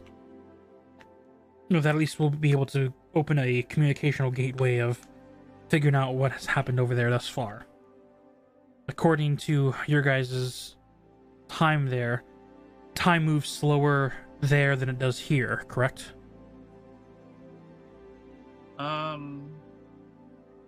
Yes. Is that correct? Is that why we heard the message? What I heard the message like faster? It was super fast because, yes, about a day there is relatively 3 days here. Okay. Yes. Okay. A day there is 3 days here. So by the time we sent the message, they probably were barely on day 2. I'm wondering if they're still setting up and getting the portal ready to send your father here with the item, magic item. So we have plans, we have deterrence. Is there anything anyone else has to add on before we prepare for tomorrow's encounter?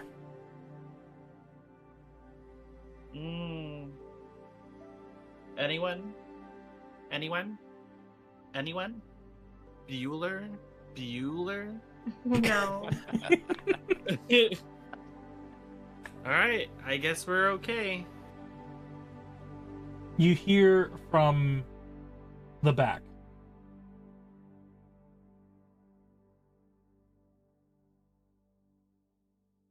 Who's there? I don't mean to interrupt. Oh, goodness. You all look back and see that it is the Kinku.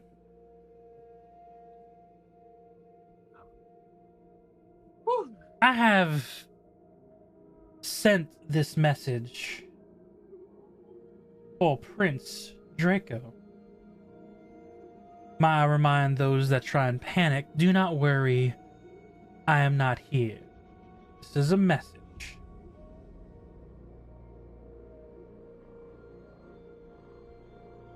If things don't work out, and if you, those that bask in the light,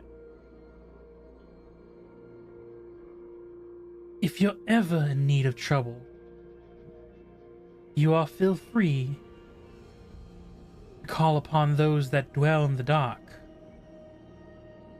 I will remind you, though, that I take my deals very seriously.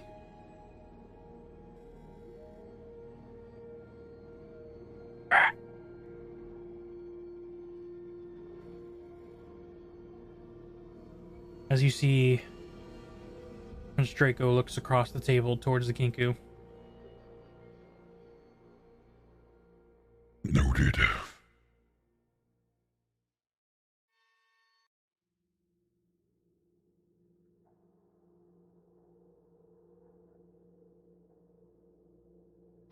If it comes down to it,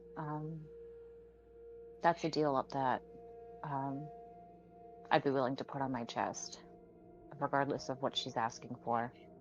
But that's to be determined later, if we need her.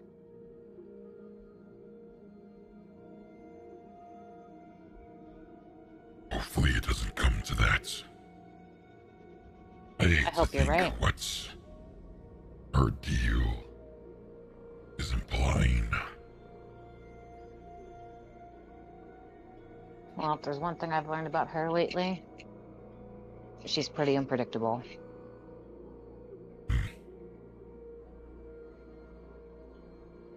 Till tomorrow, get whatever you need planned. Items, potions, rest. And pray that when tomorrow comes, peace through negotiations can be an option. You see, as the king gets up, the family, or the prince stands, the family following. Dagadin, Opal, and Hogar stay, but are taking in the information given. Because you were all just here with an unknown of tomorrow.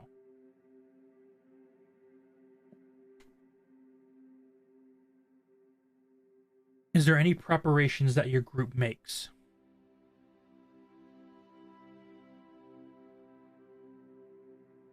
Yeah, I would like to do one thing. What would you like to do? I would like to find a body of water that's at least like ankle deep. Like found the ocean, whatever's closest, and or on the way to the woods. If you're going to the Go woods, to the bathtub. there are Well, bathtubs, but also there is the fountain in the courtyard toward the front of the gate, which is close to the woods. Or you could just wait till you get in the woods into your room and then go into the bathtub. Yes. No, we're gonna use the fountain. Okay.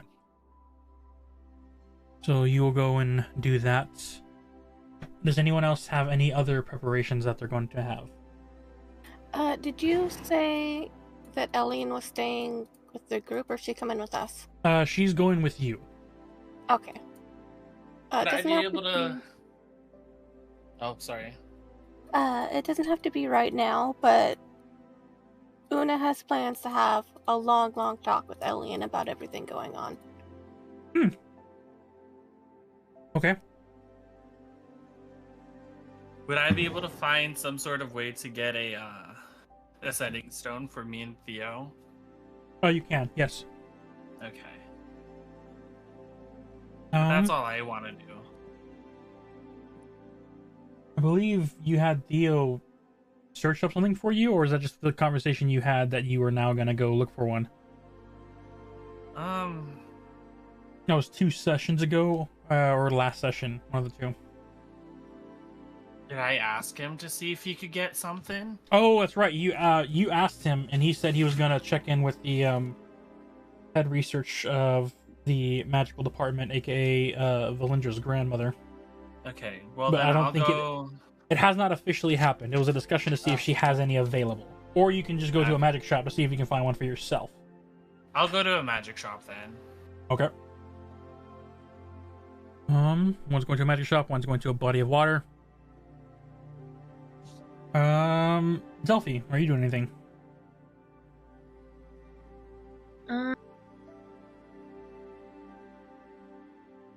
I am going to go with Una wherever they're going. Got it. To my Valandra? house? Oh wait. I am gonna go back to the woods. Hey, she can visit.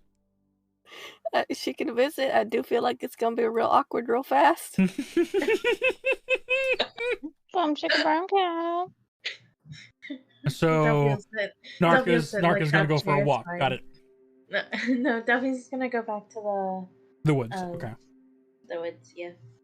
Narca's Leah's not too gonna experienced in Delphi's wing color, but I think that just went bright pink. Narca's gonna go to the store to pick up some peanut butter. I get it. Valindra. What is Gemma doing?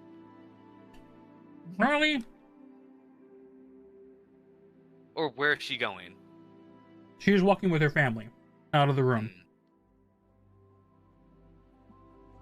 Invite her out on a date. Do You might not have much time left. I know. Where's my coin? I don't There know. it is. If I can get it out of that fucking long fingernails. God damn, I hate them. I need to cut them so badly.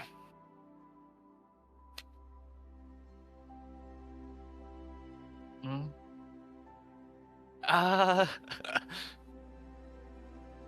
Is it a no for the date then? No, it's Valindra will walk up to Gemma. You catch her in the hall, leaving the room. As you approach, she looks to her father, simply tapping him on the shoulder, and he nods to you. And him and the rest of the family move on, including the brother Finnick. She turns to you. Why did I do this to myself? I hate roleplay. Well, you went with it, so Yes, I know. I went with the fucking coin flip, okay? you reap what you sow.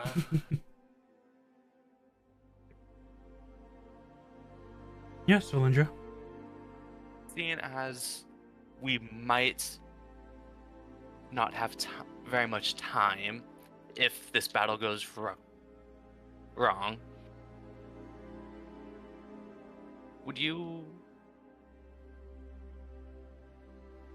like to come over and have dinner with me?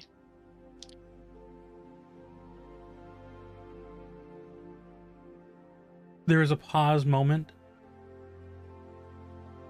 You look at her and there is not a blank stare, but that long stare of eye contact between two individuals who are understanding what was just really asked.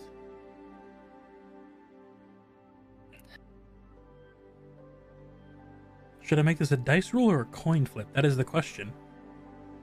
I mean, if you want to spend the night with your family, I understand.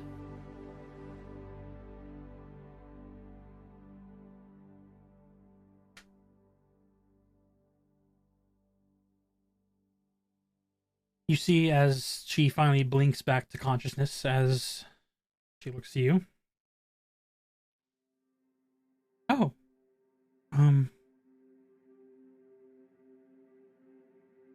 Tonight? Mm-hmm.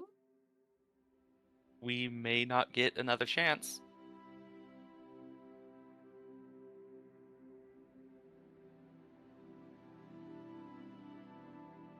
As much as I understand that sentiment, it's still a little hard to hear and contemplate that might be the case.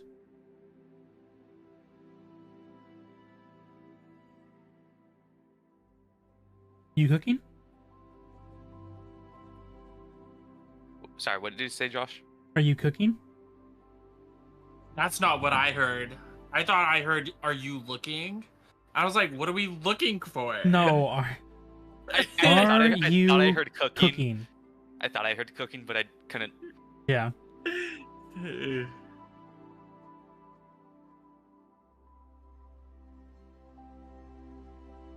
Above table, what role would be cooking? Performance. Oof. Yes, I'd be cooking. I mean, you could always ask your performer friend to help cook. Yes, but he wants to go to Theo. I'm actually going to a magic shop. And then he wants to go to Theo.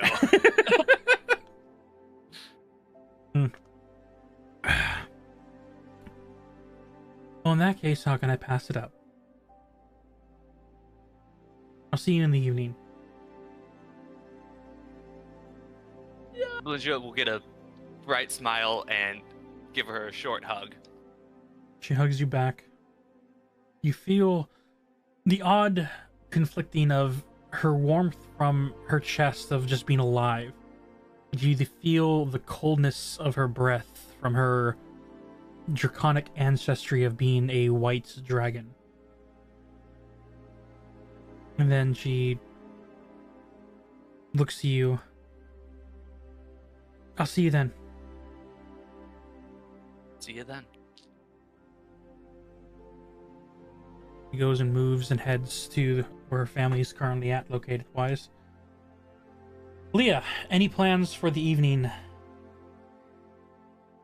I have a question. Yes. We just did that in the hall. Who all was there watching that? Just the two of you, because everyone else was still in the room. Okay. Or the family left down the hall. Of the royal family, but the rest of the people were in the room. Perfect.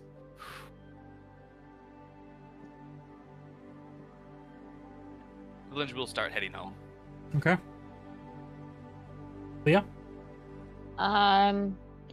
Considering that I didn't get much rest the night prior, I'm gonna take a power nap. I kind of stayed up all night talking to Valerie. Very nice. And Sanjuro? Not much for me. Just find a place to hunker down and rest for the next day, I suppose. Alrighty. The first one to arrive home from their departures would be Una. Her house is the closest, besides Valindra heading through the secret passage to get to her household to get ready to start cooking. For the heck of it, Valindra, go ahead and roll me a performance check. We'll see how that goes. But for the meantime, Una, you and Elian. I'm gonna use my inspiration. Oh, jeez.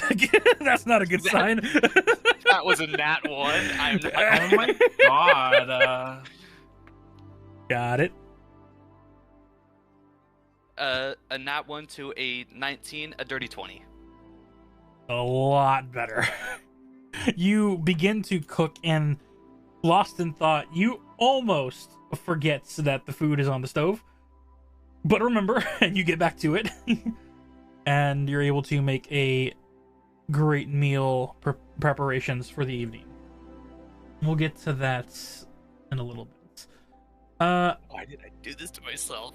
Una and Elian, you guys begin to head back to your flower shop, and upon arrival, you see that there is a cart leaving from the front. As you see Narka, not exhausted, but showing signs of being tired, as he's like yawning to himself, as the cart seems to be wheeled away, and you see and hear the clinking of glass, as you figure the potions that he said he was going to be making for the front line seem to have finished. Nicely done. Yep. That's one crate down. Probably a few more if everything goes awry. What's the word? Are we going to war? Are we doing negotiations? Am I going back to the Feywild? What's the plan? Ideally, negotiations. Possibly a war. Fun times. From my understanding, non-combatants will be going to the Feywild if it does come to that. But here's hoping it does not. Well, considering I'm quite under a soul-binding deal that I am not to let Elfie or Timothy get hurt, while I'm effectively banished from there, and I can technically fight and hold my own, it seems like I guess I will be joining you all.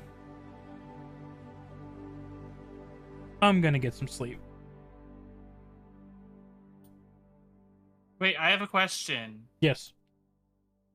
Where did Elysius go? Who did he follow? Shit, that's right. Where is he?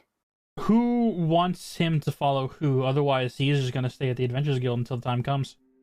I mean, I guess. Not me. Ulysses can stay with me at the woods. Okay. Oh, I was gonna be like, I guess he could just follow me. But You can have your night Rachel- with Theo. It's okay. I have my do that night with third Theo wheel. every day. Make sure you don't. Okay. I So get Theo every day, bitch. Ulysses will follow Leah back to the woods. For now, Una, You said there was a conversation to be had, unless you were being facetious about that with you and Alien. There is a conversation to be had about... Mostly, I just want it to be known that Elian and Una have discussed the ongoing joke of, the Empress being the second wife. I'm gonna let that drop to make a persuasion check. Oh no. Because I don't know how I would even begin to RP that. Yeah, that's why I was like, it can be later. Let's see if you can convince your partner if we can have a third. For the record, I do not condone the second wife, and I love Elian. I don't either, and I also love Elian. You also have a inspiration if you are truly dedicated to this bit. I'm not truly dedicated. Okay. Woo! No, since I don't control Elian, if it's something that she would not be interested in, then Una would not be interested in. She found you making potions for sketchy people and still decided to marry you. Her alignment is like pretty much near the chaotic side that yours is at right now, with just a tad bit of the more neutral when it comes to the law. So this is not unheard of, but it's at the same time you have to convince her, because you're basically telling her, hey, I like this person that like threatened us at one point and is like very dangerous. So make your case argument via persuasion check. I'm debating if I actually want a second wife. Hold on. This is the world of swords and fantasy. Have fun with it. Come on, Una. You know you want it. I mean, you've been arguing this entire time that you want her. Roll for it, you're the only one that can fix her. I can't fix Quote her. unquote. I can't fix This her. is the world of magic, swords, and fantasy. You can fix her. You said persuasion? Yeah. I'm using my inspo. There it is. Oh, Hey, I will also mention you are going to be taking a long rest shortly soon, so if you want to use pluses to your skill check. I don't need to, because it's my inspiration. I got a nat 20. Oh, Wow. yes. After a long conversation, no arguing, but contemplating. And a long Letting- silence from Elian. No, this is back and forth. Letting each other know where their hearts fall. And realizing that this is not just a... yeah. That's the way of looking at it. There is an understanding, and there is reciprocation as interest. Both not only as playful political manner of having an inside man who or inside gal who quite literally owns the underworld from Alien's perspective, but seeing how it makes you feel, seeing how there is this genuine interest. And her love for you is enough to understand that she is okay with this. The next step, convincing the Empress to see if she is okay with this. I want to be clear. It is not that Una has a wife and then a second wife and they're separate wives. No. It's a trio. Yeah. Oh, so sister wives. No, don't make it Sister? weird. What? Yeah. Have you not seen the sister wives Yeah, and I'm reality saying TV? it's not like I that. have It's not. not like that. Also, fuck that guy. It's not No, like that. No, he's There's- a terrible man. There's He's, context here that I do not know. yeah, he's a terrible man. Oh. What Yeah. question? What race It's a is Elian? triad. Uh, a Wood Eladrin. elf. Okay, she is also. Oh, Oh, No, Alien, I'm an Alien. Eladrin. Oh, yeah. I She's thought a wood Elian elf. was. Okay, Yeah, okay. there we go. She's a wood elf. I for some reason I thought she was human. I was like, that's not gonna go well with married into an Eladrin. I was gonna be like, are only two like? Well, no, is it 3 humans now? Is Kojiros a human Yes, character? Sanjiro. Is a human, yes. Unless I'm wrong. Yeah, Leah, Sanjiro, never mind. He's just a and human. yeah, Goldweaver are all humans. All right. Yeah. How It's- dare you not pick the it's better not- version of variant human? Well, to be fair, It Leah is- did. It is not a sister wife situation. All three Nope. of them. So, if it was talking about dates, the Empress and Elian could go on dates too by themselves without Una. That's what I mean. It's all three of them. It would be that way, except my brain just went to instantly, like, their dates would be, hey, I need to go spy on this person for a while, so I'm going to be out all night. You free? And they Oh would my have, like, a God. card day while also hunting someone down. So cute. I know! That's the first thing that came to mind. It's like, you want a stakeout date? I'm down for that. Just like, Oh my god. but you've only convinced one. Now it's to see if you can win the heart of another. So, Easy peasy. Listen. I was muted that the whole time. I'm not gonna lie. I kind of want in on the stakeout date idea. oh my, Oh my god. and then there were four. Rachel joins in on this quadruple. Definitely making it sister wives now. Listen, it just sounded very enticing. Oh my god. Okay, I'm done. Yeah, it's all good. As you guys have the conversation to the evening, that is how your evening will be spent together discussing. Narca is probably sleeping in the guest room and dreaming of making more potions, because at this point, that's all he's been doing for the past 8+ hours. Potions and becoming a doctor. He's probably, in his dream, a doctor making way too many potions. I would argue he is a doctor at this point. I mean, technically he is, but he now has to, like, get the people's trust of a doctor. Considering how he was a poison maker before. No one in this city knows that And except no like one two people. knows. Yes. The next to arrive at their place would be those that are going to the Timothy, you said you're going to the woods, or you're shopping? You're shopping for I'm potions. shopping for. Yeah, you head to the adventure shop where magic potions are usually located. Let me look at the name, because I think you guys visited there once before. I think the only one that did was Polly, or it was Belindra's character. Yeah, I think it was me. I got arrows. For like arrows and shit like that, right? Yeah, I got Maurice's magic shop. Yes, there. Yep.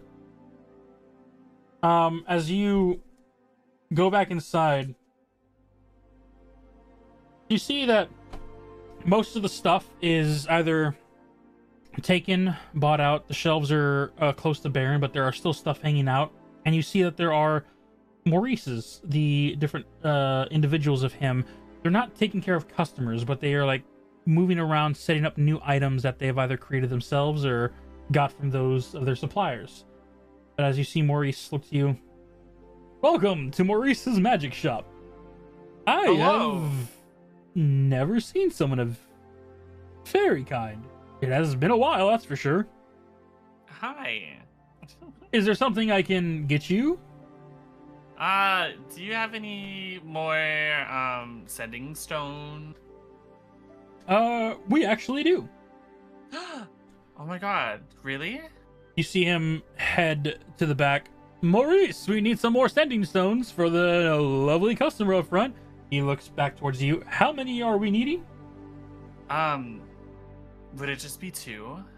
If it's just for one of the recipient, 2 stones will do the work. Yes. 2 stones it is. We're going for 2 stones. Take the crate back. You hear in the back. Ah. Sets the crate back down and just hear the clattering of some rocks. Coming back to the front, you see another version of Maurice. Same skin, same texture, but he takes the 2 stones and puts it in the other one's hands. Looks to you. There you go. Sets it down. Don't forget to hydrate out there. It is hot. Oh.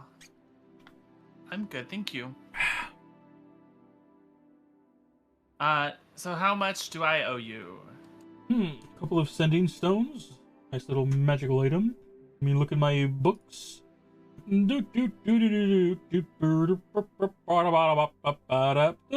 gold will work.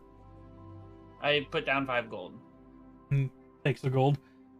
Thank you for your patronage, and good luck in the battles. Thank you. I will try. You head out. Yep, and then I make my way to Theo. Alright. It doesn't take too long. You get to the castle, flying over the top walls and going straight to the main throne room. A couple of back entrances of going through windows and shortcuts of areas that you're able to squeeze through, which is a lot faster than going to the main gate. As you approach the front doors where the guard is in front of the double doors, you see as there seems to be a change of shift as the one guard who's normally there is talking to another, sees you approach, and then he turns immediately and pushes the double doors open. Prince Timothy has arrived once again, and he's like trying to hurry the door open to match your speed of flight. I fly in. As you see the doors close, that's Prince Timothy, the partner of the king, and he's starting to close it. And you see the other knight, and you just hear partner, and as the door closes. Hi, Theo. Make an insight check.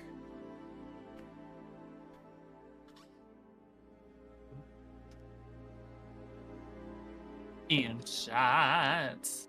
I got an 18. You look at Theo, who is on top of the throne, holding the scepter in hand. His platinum scales are shining.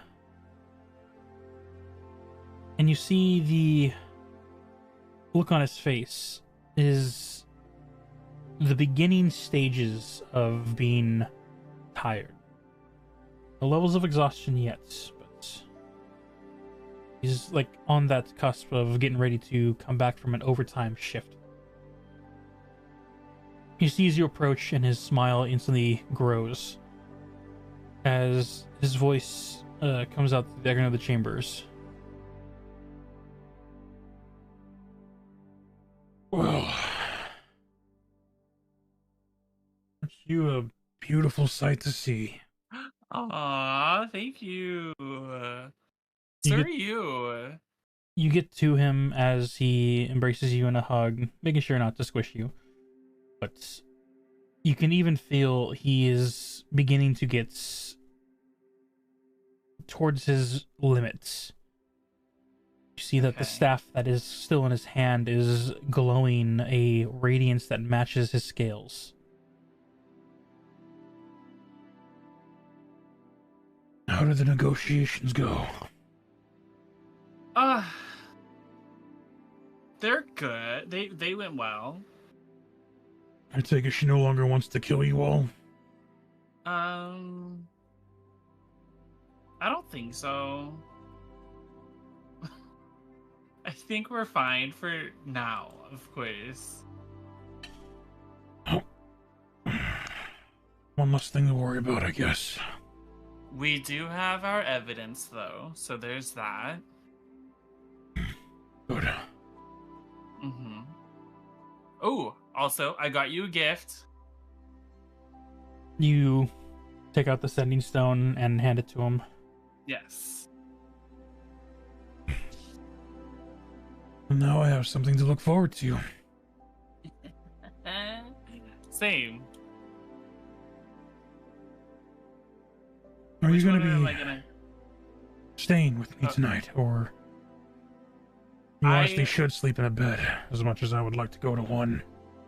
I would love to stay with you.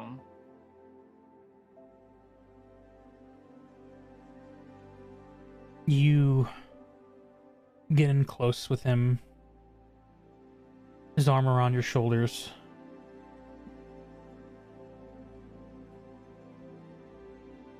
This war, this threat around the corner.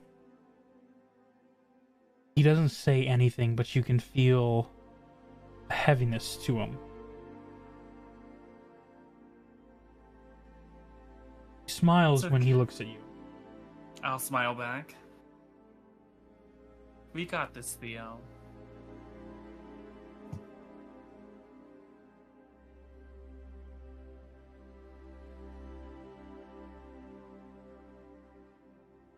If and when this is all said and done, how would you feel if I once again passed the throne to my brother?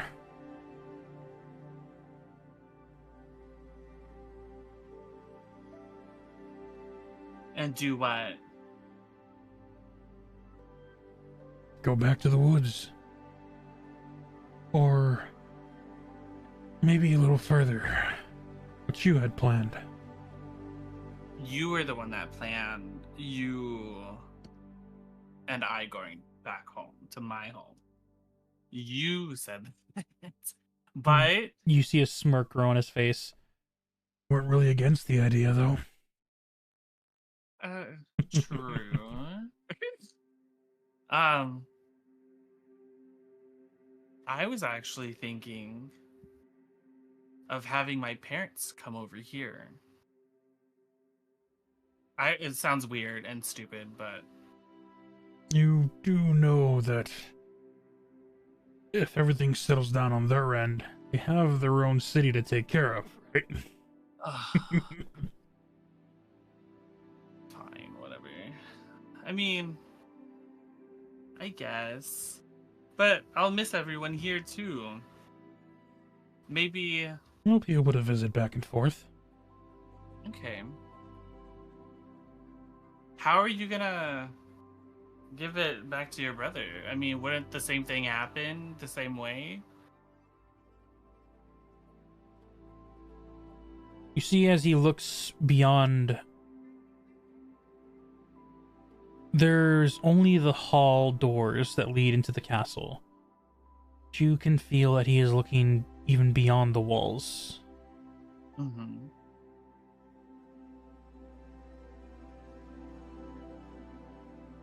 Negotiations go well. I can't help but dream of an idea where we will no longer need the fog for this city. If we can be at peace with any opposing forces, these old ones.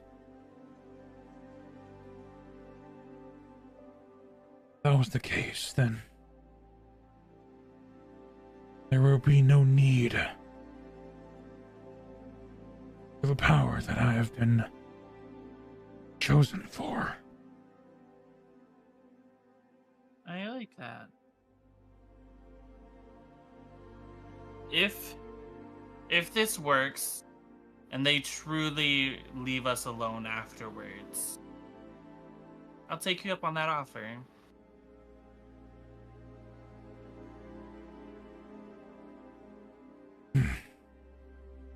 You see him rest his eyes as he leans into you. As he sets the staff down gently against the chair and begins to take an early rest for this late evening. Moving further towards the front entrance gates, as Durant, Leah, Delphi, and Ulysses went with you guys. Let's see. There. I'm trying to drag you all together. There we go. As the three of you and Durant with his mount, don't forget the mount's important, arrive towards the fountain. The different stands and stalls are being set up and put away, as others are making like small campsites and preparing to try and get ready comfortable for the evening. The three of you begin to head towards the woods. Durant begins to hang back a little. Delphi is riding his shoulders. Durant, do you want Delphi with you during this next process, or do you ask her to move on ahead? She can stay if she wants, but I'm just testing out the boots. Oh, okay. These are the boots of water walking that you were given? Yes. Yeah. As you guys see Durant adorn these interesting looking boots, these like fish scales that are draped over with like an interesting dorsal fin as like side anklets. He takes time. You see the magic begin to grow within the scales as it seems the shoes themselves seem to be responding. As he then moves near the fountain water.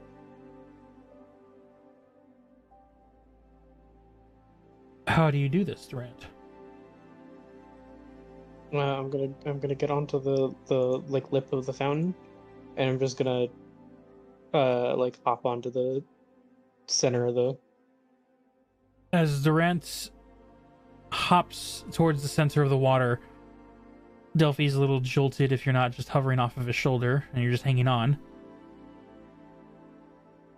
As his feet make contact with the surface level, you see the water below him bend and ripple like he's about to fall in.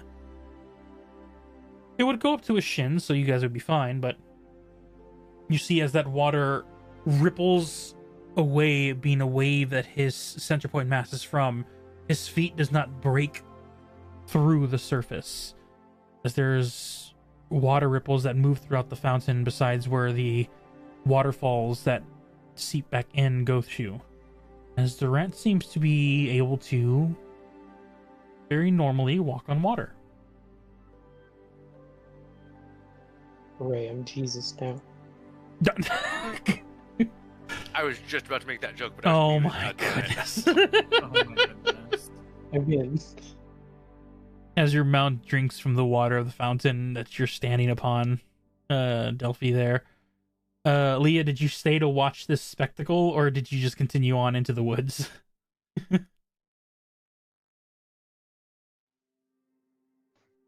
Sorry, I'm trying over here. As I understand entirely. I'm also getting really tired. I did hang back a little bit because I was curious what was going on, but I did start making my way towards the woods. All right. As Ulysses follows behind you, and Durant finishes. Are you playing water for a while, or is that? I have a question. So did they form to my feet?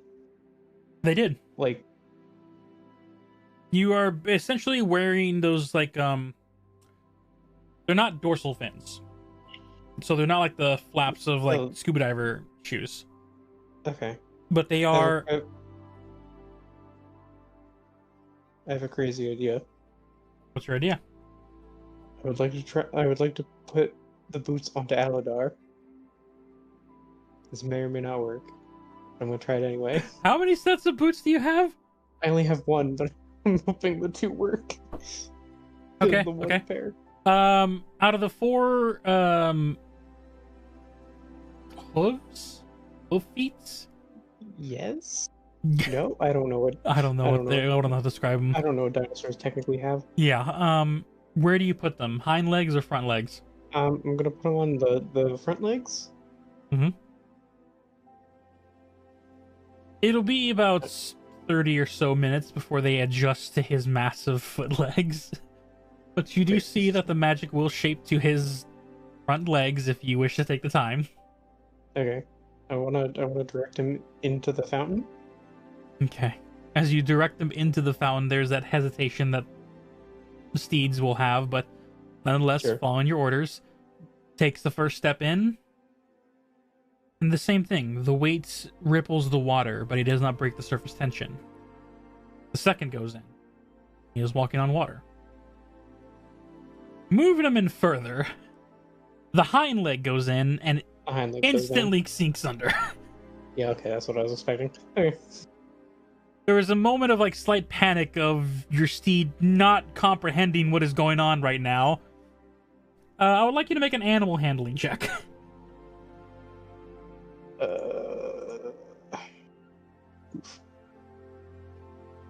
Yikes. 12. There's a moment of like slight panic of like it tries to use its hind legs to move forward, or not the hind legs, the front legs to move forward. But then the hind legs like sink under the water, and that like disorientation of the animals not knowing where ground technically is, because the front leg says it's higher, the back leg says it's deeper. There's a slight panic until you're able to get him out of the water, and then he's able to calm down. Okay, I'm gonna take the boots off then. All right, it'll take a little bit for them to readjust to your size feet. Well, I'm not putting them on immediately. I'm just taking them off him. Okay. Delphius, you just watch this whole thing. Is there anything you say or do during this moment? I just watch him walk on water and say, well, at least now we won't have to save him when he falls into water. Gonna shoot you a dirty look. Why would you put the shoes on your steed? Because then I could ride the steed. You hear of the voice once again. That makes like no sense. You would need like 4 just for him alone, and then for you, what if you fall off your steed? Are you just drowning now? That's what I figured I would need 4. I just wanted to see.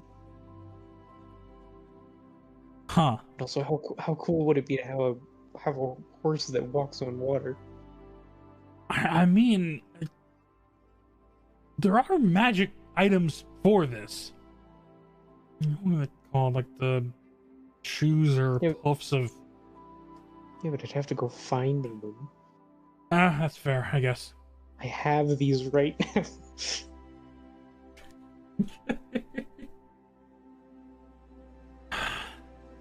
People are always gonna talk. Whatever. So, anyone up for some late night reading? No. Oh, come on! You guys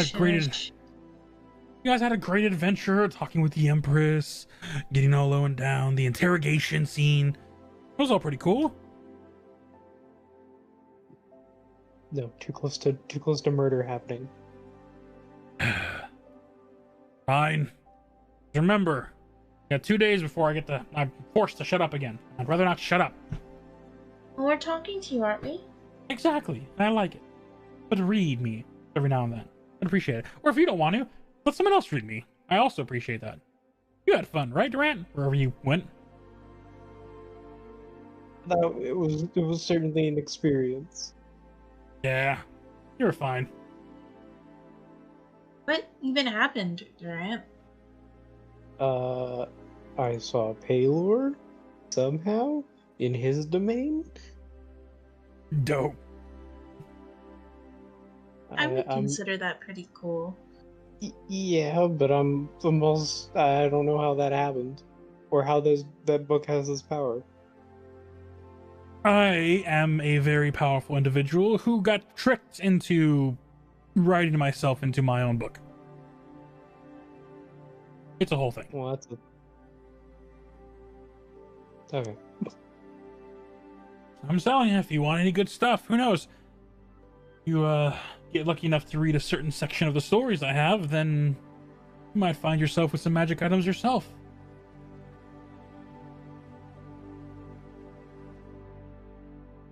Food for thought.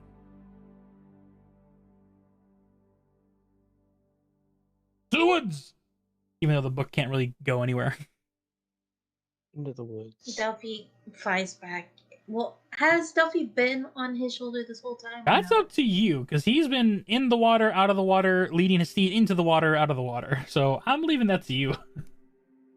Okay, Delphi was not, but now she flies over and sits back on his shoulder. Okay. Well, I'm not gonna bother to remount Aladar. I'm just gonna walk him to the woods. Got it.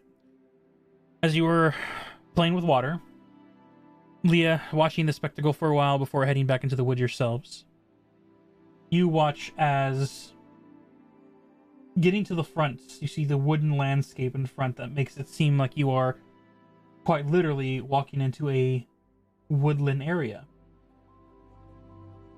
And as you begin to get closer, if you can, go ahead and make me a perception check.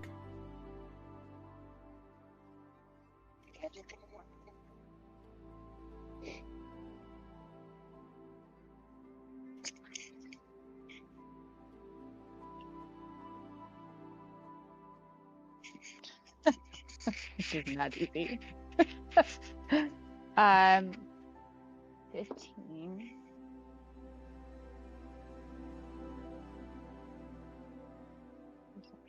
Plus 8. 22? 22. No, 23. 23. Yeah. As you get to the door, getting ready to walk in, you look in your peripheries and you notice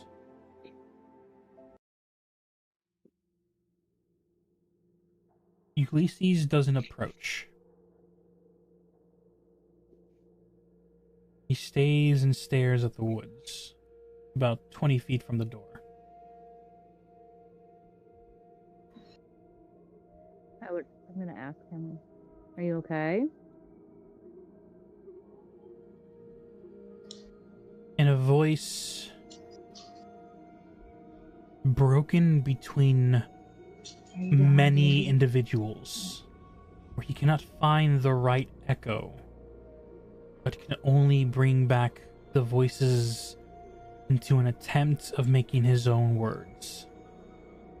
Not allowed in. You're not allowed in. What happened? Darkness not allowed in. Who said? Was it Clara? Was it Theo? You're with me. Before them both.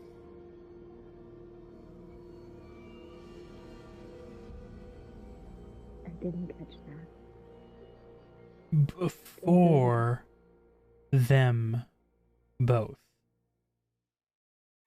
Before them, though.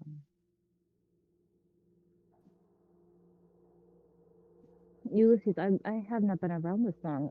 Who was here before them? You hear the clicking as he is trying to find the words,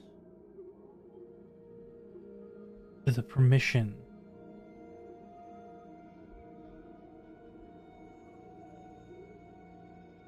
True owner of the woods. The first meant to protect the Fae.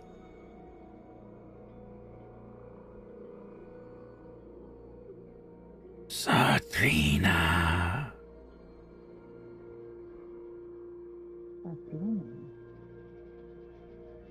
Satarina is what he attempted to say. I've heard that name before. And I'm gonna make a history check. I've heard that name. It's just not clicking right now. Inspiration. I rolled a 3. Okay. I got a 10. Crap. You are trying to remember. Was it in passing? It's a previous owner is the only thing you can think of, but the name is not clicking.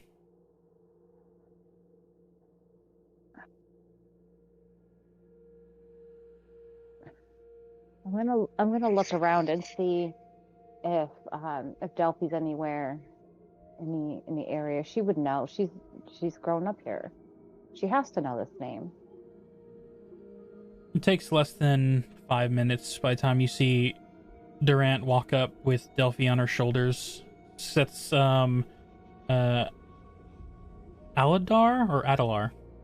Aladar. Eldar. Sets him up on a makeshift like horse stand as they begin to approach. You guys see that Leah's in the front. The Kinku is 20 feet from the front door, and he doesn't want to approach any closer. Chelsea. The name Saturina. Does that mean anything to you?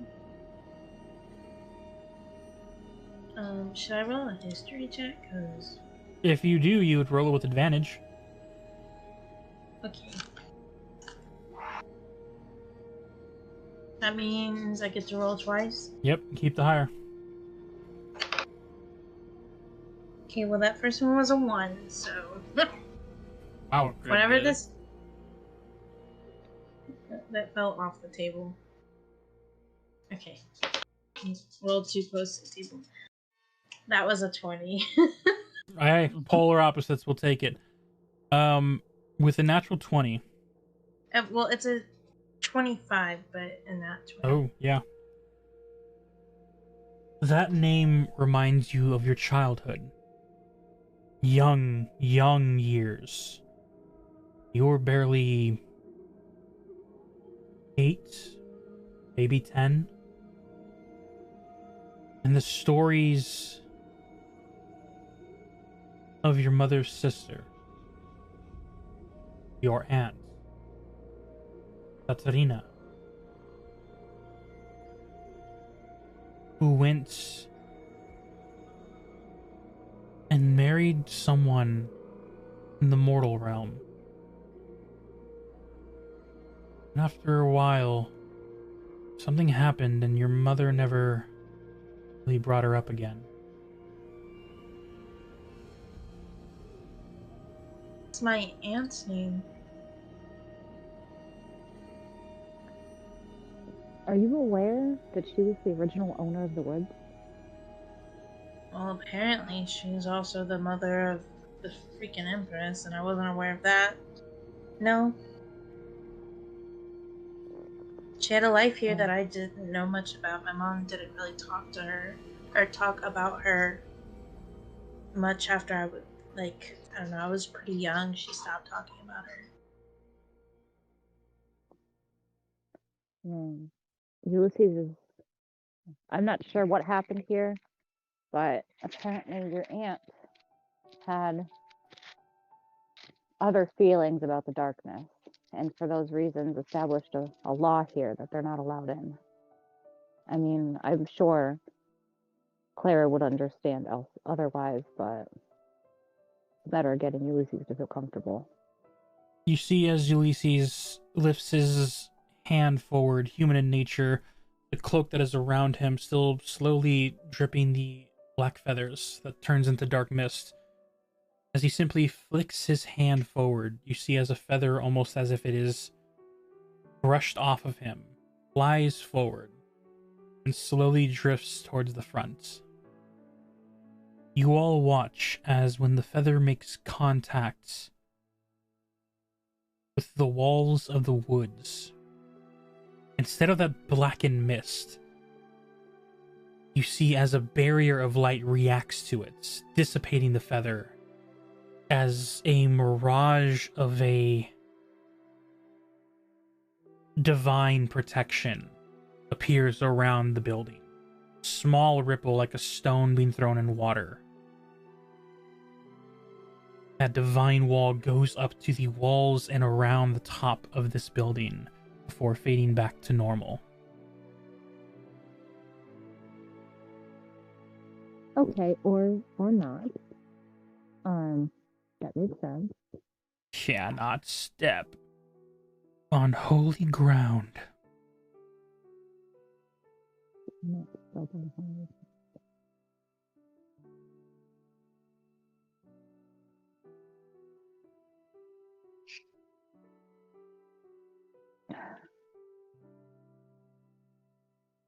You hear the different voices as it clicks.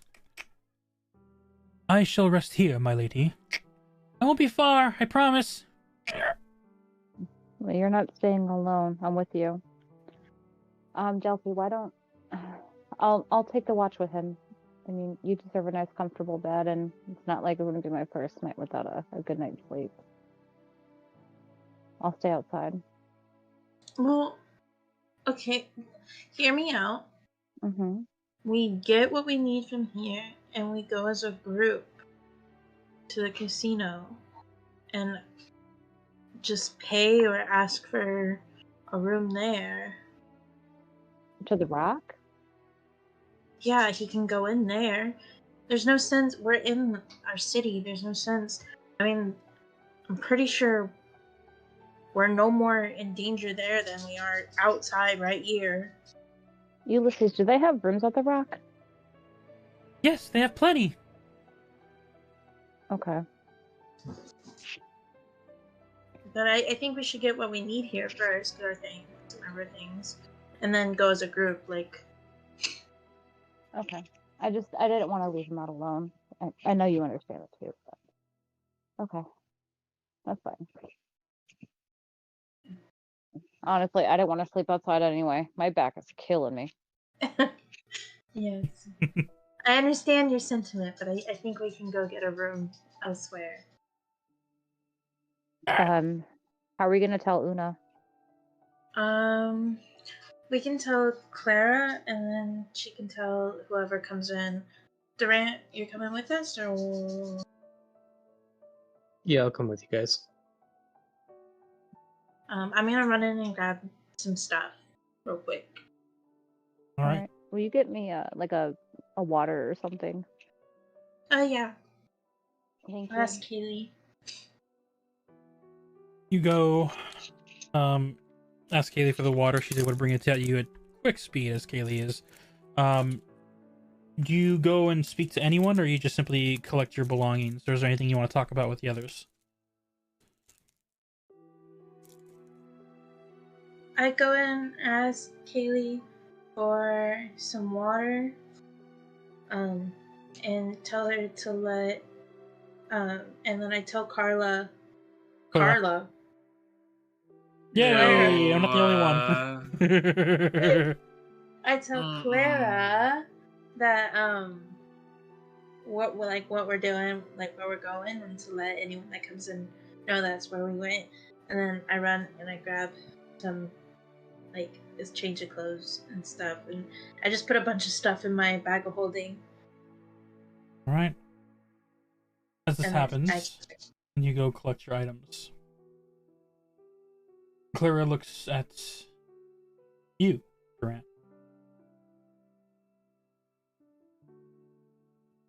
Durant, do you have a moment?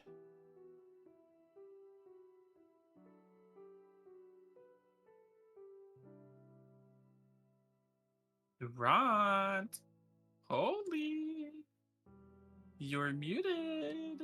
I'm sorry, what? Clara looks at you and asks if you have a moment. Sure. As Delphi goes to collect her items, she tries to find a decently quiet place on the second floor next to her room, but still out in the open. But has you aside, and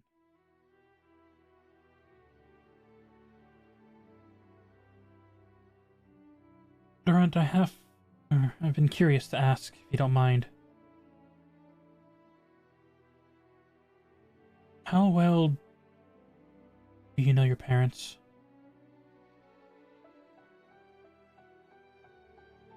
Not as well as I would have liked to.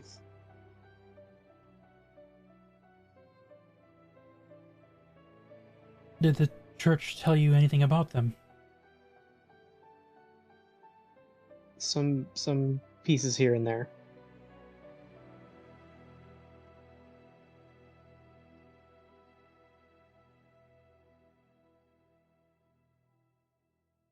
Why do you ask? When I first saw you enter the woods, you were with Delphi, and I saw your armor. The only other individual that wore that armor before you was your father.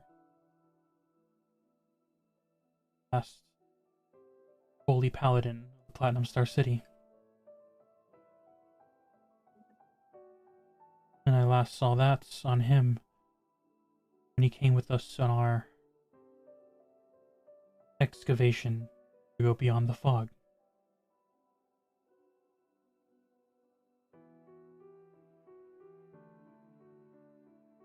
Him and your mother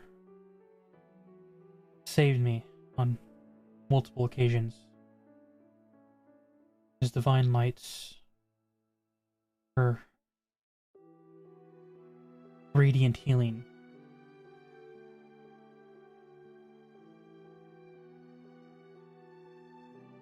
I guess you can just call it survivor's guilt on how I was able to make it out, and they weren't. I don't know why, but I feel like I need to apologize to you for some reason.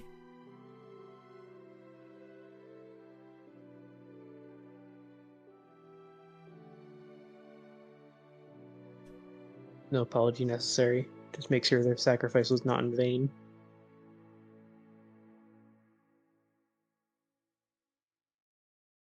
You see as she, not closes up, but wraps her arms inward. You feel the, not regret, but questioning.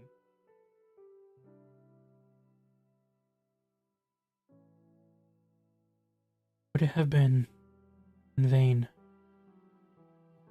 if I stopped being who I used to be? Didn't have the courage to go back out there. I was one of the only S-rank adventurers before. After that incident, that dumb excursion, they're seeing so much destruction. I hid here.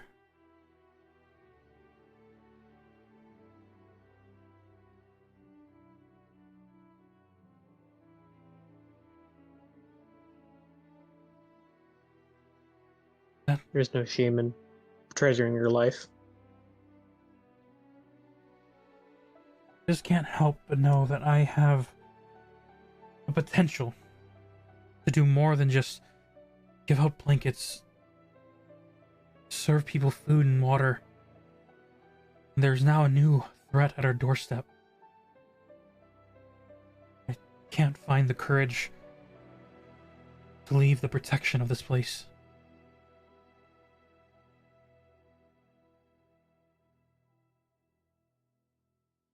Are you afraid?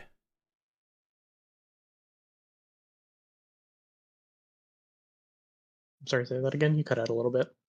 Aren't you afraid? Losing your Of course friends? I am. Of course I'm afraid. Who wouldn't be? I hear that Theo is somehow able to rebuild the fog barrier thing. Are That's we? what they say. It's way over my head.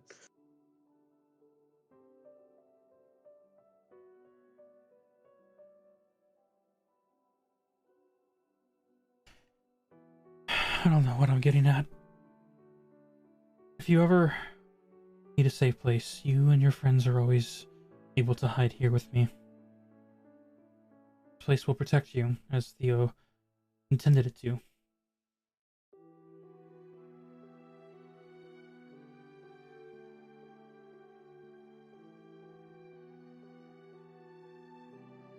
Be safe out there, Durant. You be safe as well.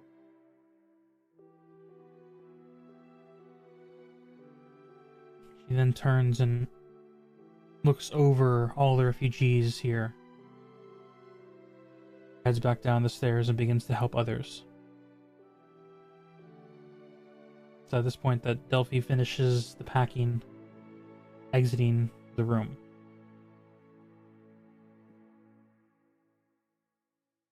You collect the belongings that you need necessary. You guys make your trek over to the Obsidian Rock.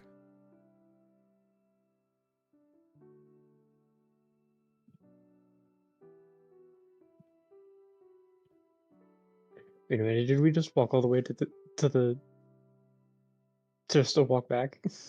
Essentially, yes, you've been traveling a lot today. The Empress couldn't have Don't told us forget, you this. guys can go to the Adventurers Guild as well. The Adventurers Guild is on the opposite side of the map where they are from. It would take longer, but they also can spare you with, I say rooms, but more like beds in the open dining hall. I think we just go to the casino. I don't think that the Empress is, or like, I don't think that any danger would She come wouldn't. to us. She would. Yeah, she Oh, wouldn't turn him away there. She told us to keep him safe. No, I'm just annoyed that he didn't, tell us that we couldn't go back to the woods. He didn't know Sure, you guys were going to be I'd going known. to the woods. He was going to be like staying at the Adventurers Guild or wherever else. He didn't know you guys were going back to the Oh, woods that's until fair. you guys brought him there. I don't know. But yeah, you guys go to Adventure Guild or the Obsidian Rock.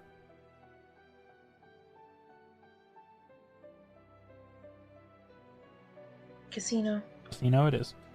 Right. As you all gather, making your way down back, approaching, you see as the halfling is talking with a few others, the sun is beginning to set in the distance as you all get to this place. After a short conversation, a place of rest will be granted to you. You guys will be able to get your own private rooms that you're all able to sleep in and spend the night for this evening for the morrow. As you're all here, we move back up to Valindra.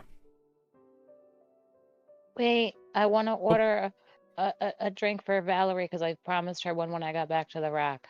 Yeah. You can just send it to her room. It's fine, but I promised it. Yeah. Okay, Drink. thank you. Is it just the drink, or will you be trying to visit her room? No, as well? it's just it's just the drink, the same one that I ordered the night that we played poker together, just as like a hey girl kind of thing. I could see All you right. and Valerie hitting it off. Oh, stop it! No, I'm just glad that her ass is alive right now. All right. You send the drink off to her room.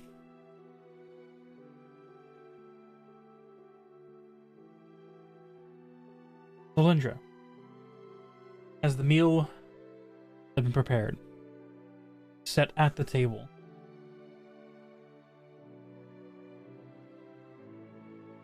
it reaches the late evening. Sun is beginning to set. And that's weird sinking feeling. Questioning if she's gonna show up.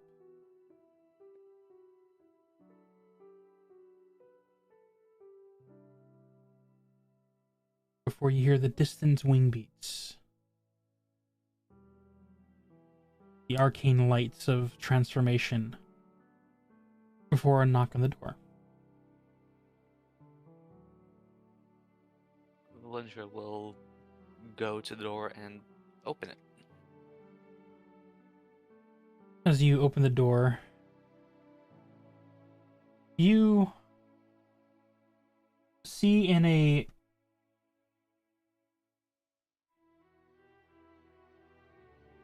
draconic form, decently well dressed, a white like garments wrapped around with golden inlays. Not using the word, beautiful white gloves.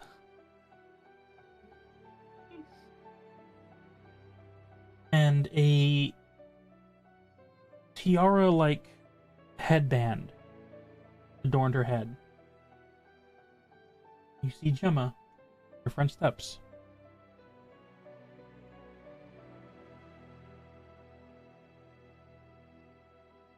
Hi, girl. For a moment, I thought you weren't going to be coming. It's was a question if I was able to. I had to wait to see if we were going to be attacked again, but it seems that they are calling off the invasion of the knights. How respectful of them. Village will step back and let her in. As she enters inside, she goes and finds a seat next to where you set the table down. She smells the food,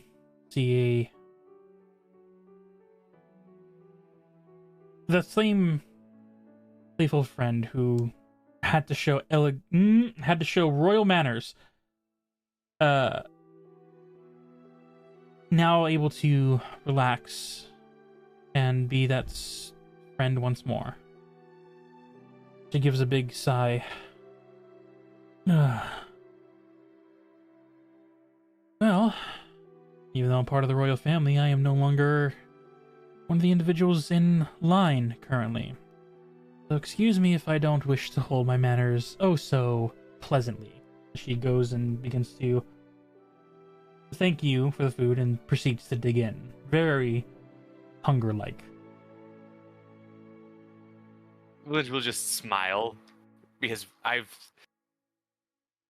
assume she's seen her do worse when we were kids.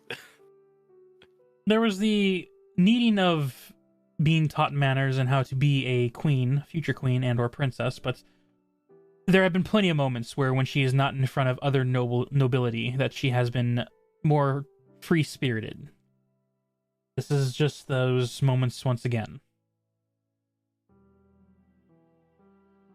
As dinner goes by, small talk and discussions of, as she very happily tells these tales of turning a couple of fish into fishsicles at the docks. We'll take that inspiration. I also got one earlier. I already marked Yeah, it. I marked it down too as well. I gave a small nod, but I didn't respond because I was in mid dialogue. As you see, she looks across to you, Valindra. Whatever may come for us. If my father has taught me anything, is that if we stand together, we'll get through to it to the end. This will not be the last dinner.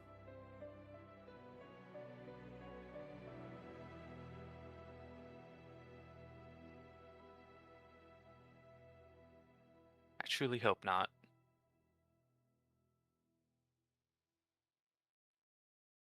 I heard from my father that you found my younger sister, the Obsidian Rock. Yes, it didn't go well. I may have been a bit too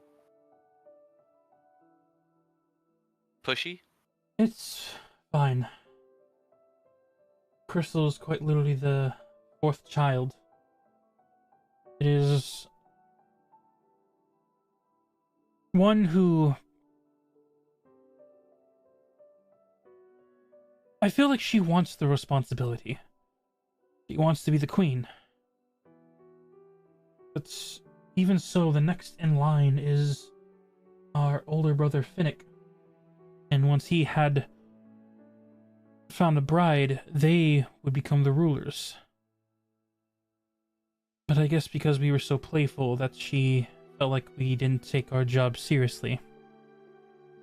Kind of was envious of that of us. I always knew that I would not be sitting on the throne, but willing to help my brother if he ever needed. I expected to live a simple, noble life. But I just don't think that Crystal understands that.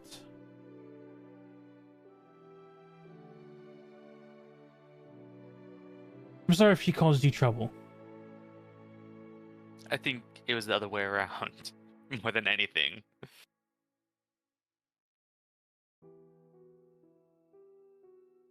Well,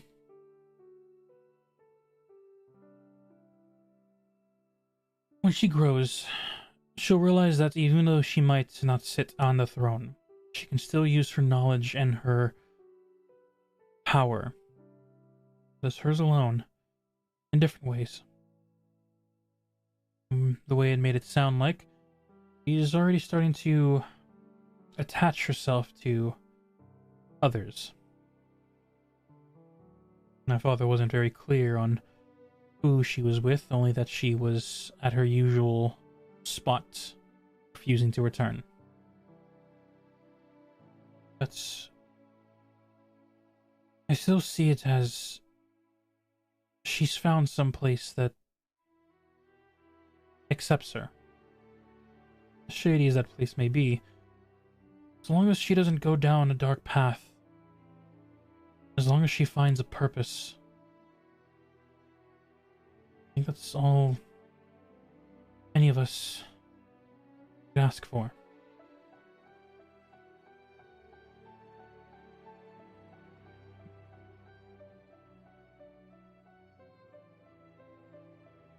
Agreed. I wouldn't want any of my siblings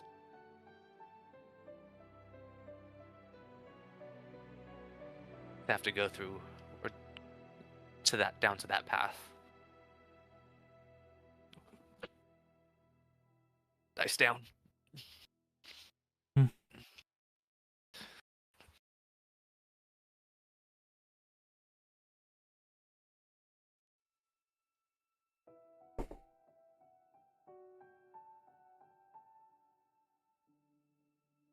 As the food is finished, there is a moment of silence.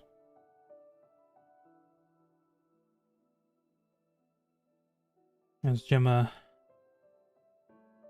finishes wiping her face with a napkin, sets it down. Thank you for a lovely evening, Valindra. I must prepare for tomorrow's endeavors. She stands from the table. Village will stand as well. Do you want to spend the night? Make a persuasion check.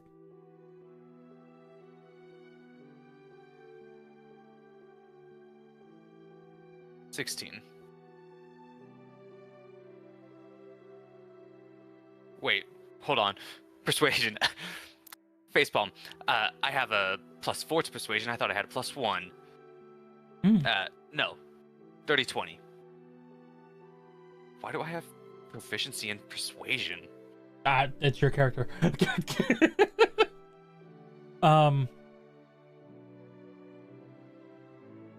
She looks to you. Eyes soften. I didn't know any better, Valindra. It sounds like you're asking me to spend the night with you. Mm-hmm.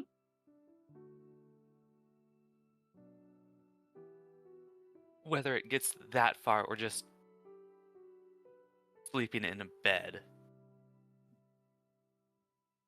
for comfort of what will come. She takes her hand and pushes your hair back over your ears. Places her hand on your cheeks. Lesbians.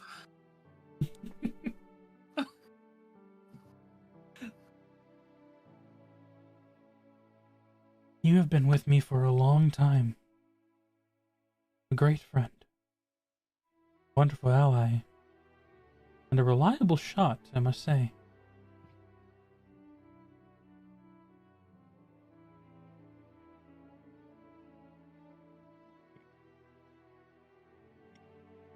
I ask you this, Valindra. What are your feelings of me?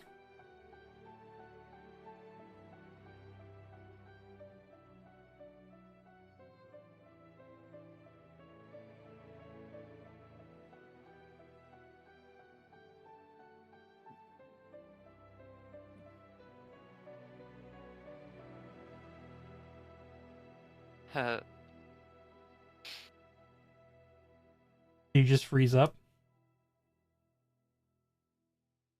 She hesitates. Sorry, I was flipping a coin. Okay. To see if I just imagined you slowly glowing bright red around the face and just freezing up in the moment. Yep. Bright red in the face. She froze up before hesitating, and I think I love you, but we've been friends for so long that... As you say this, with her hand still on your cheek, she'll pull you in for a kiss. And as that kiss is made, you feel that icy breath enter your own. Cold at first, but then exhaling, you feel the warmth as she pulls back. And what do you think now?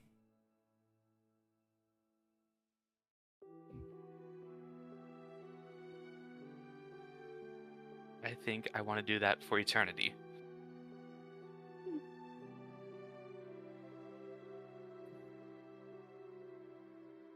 Let's start with today. She pulls you back in for another kiss.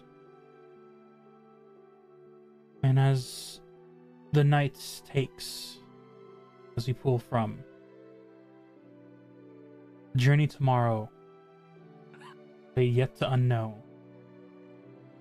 It is at this point that our players will be leveling up, as everyone gets their long rests in their different locations.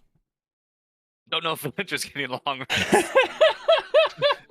I mean, she's an elf. She only needs 4 hours. She only needs 4 hours of sleep.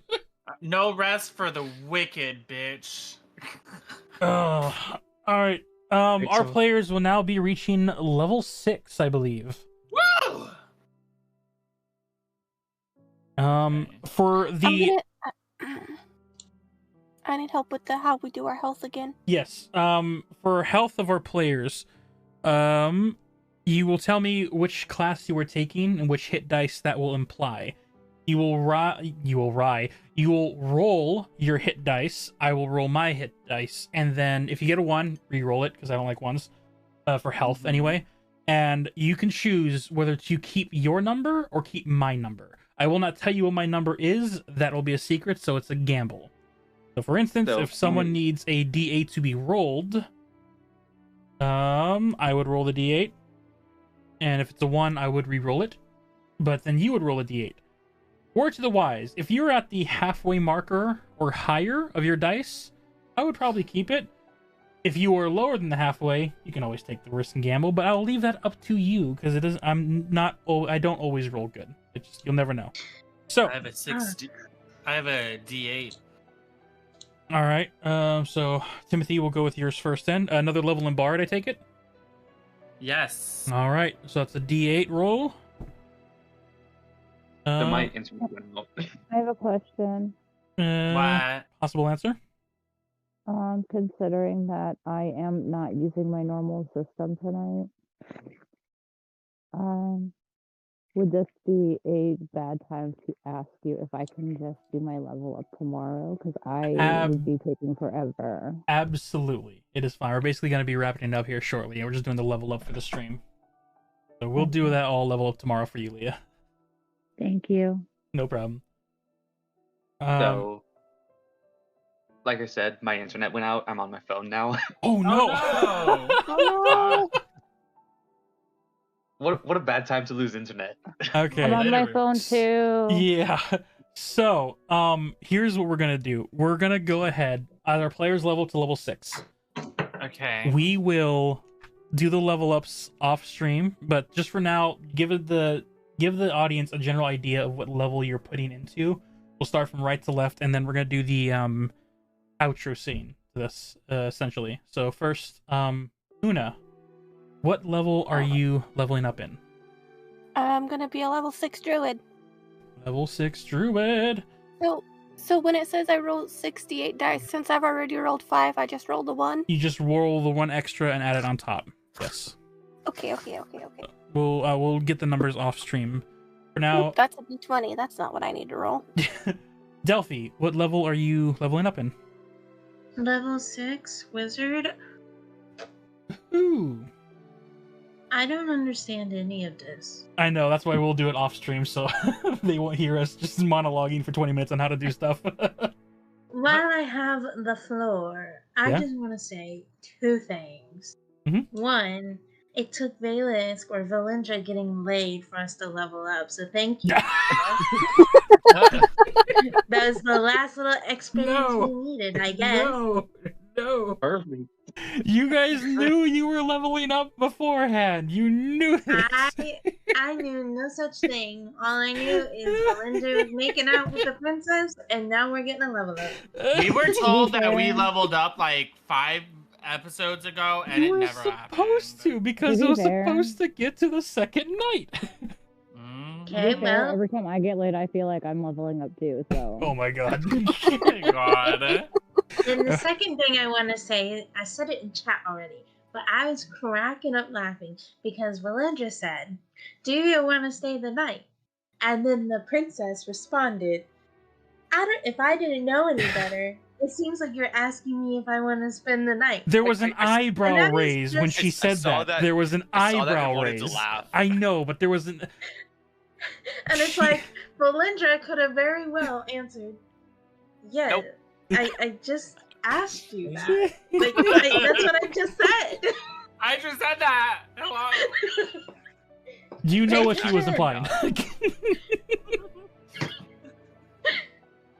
Anyway. It's funny. Okay. Also, I found out where I get proficiency from persuasion from. Mm-hmm. From the noble background. Haha. Nice. I saw that, I was like, that makes no sense, and then go to my character profile, I was like, oh, yeah, that makes sense. Okay. There it is. What level are you taking, Valendra? I've put thought into it, and it's like, if I go Rogue 2, I get Cunning Action. Ooh, that's some good stuff. It is. It's like I can do Stealth, I can Dash, and then All what's his the other bonus one? actions. Stealth, dash, Stealth, disengage. dash, disengage, sneak attack. Yeah. Sneak attack I already have. Hide. It's hide, dash, and hide, dash, disengage, and stealth. All as bonus actions. Yep. But the thing is I can already stealth as a bonus action if it's misty or cloudy or anything. Oh yeah, because depending on it. Yeah. Plus, my sneak attack doesn't go up to a 2d6, so it's not really worth it to get right now. When I can no, instead... but but if you level up to your 3rd rogue, rogue, right? Yeah. Yes, but yeah, here's the thing. What you get in 3rd rogue is fucking amazing. Yes, it does. The 3rd rogue level is a very powerful power up. The problem is if I go level 5 ranger, I get a power up immediately of my 2nd attack. Oh. So I will be going with my 2nd attack. Okay, so level up in ranger. Okay. I'm gonna be launching arrows like a mad lady. I can now launch 3 crossbow bolts. Fire away. Alright. Durant. Paladin. Shock. 6th level paladin. Copy that. Timothy with the bard level, as he just said. Yep. Leah with the rogue or fighter. Which do you choose? I'm currently a 3 rogue and a 2 fighter, so I'm gonna have to look at them, but I might end up going 4 rogue. Yes, because they'll get your free feat that comes with it. We'll talk lore mater. We'll talk more later. Jesus. Lore mater. Lore mater. Sanjiro. I'm taking another level in monk, I suppose. Oh, monk samurai. Alrighty. We will be going over the dice rolls and everything off stream. But in the meantime, as my computer tells me that it is finished installing the OneDrive, I don't know why. Your OneDrive is done installing. Yeah, apparently. Please get that checked out. We're gonna go. Oh, jeez, that's so bad. I'm gonna see if I can fix that. Can I fix that? I fixed it. Yeah. Okay. You saw my nerd books and everything in the corner. Yes, we love those nerd books. Okay, so after you all get your rest and the level up, it is at this point, early in the morning,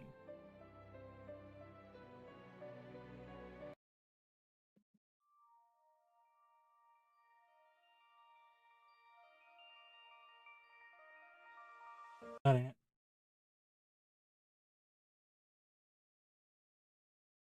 You guys are awakened Okay. by a voice. One All of us? that reaches each of you in your different locations. One that reverberates to the entire city. Tifthar?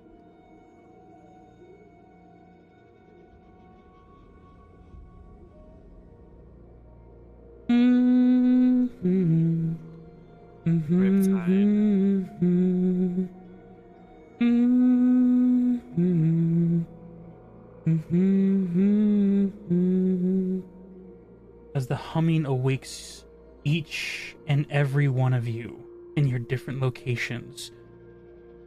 Those that are sleeping either in the same bed both snap awake and sit up.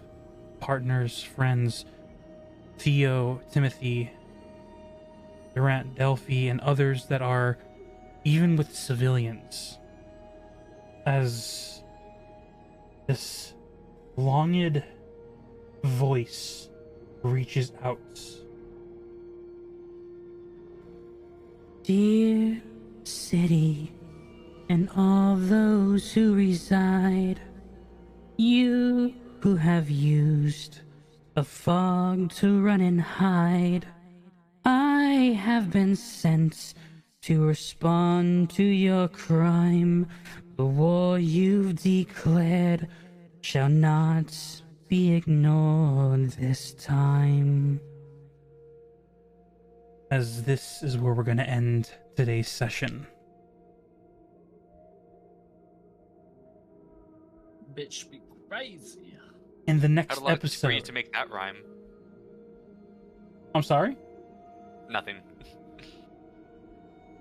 In the meantime, as it seems that the tides have shifted, as a siren's voice has reached the city, we'll see what happens next time. The Platinum Star. Have a good night, everyone. Good night, chat. Night.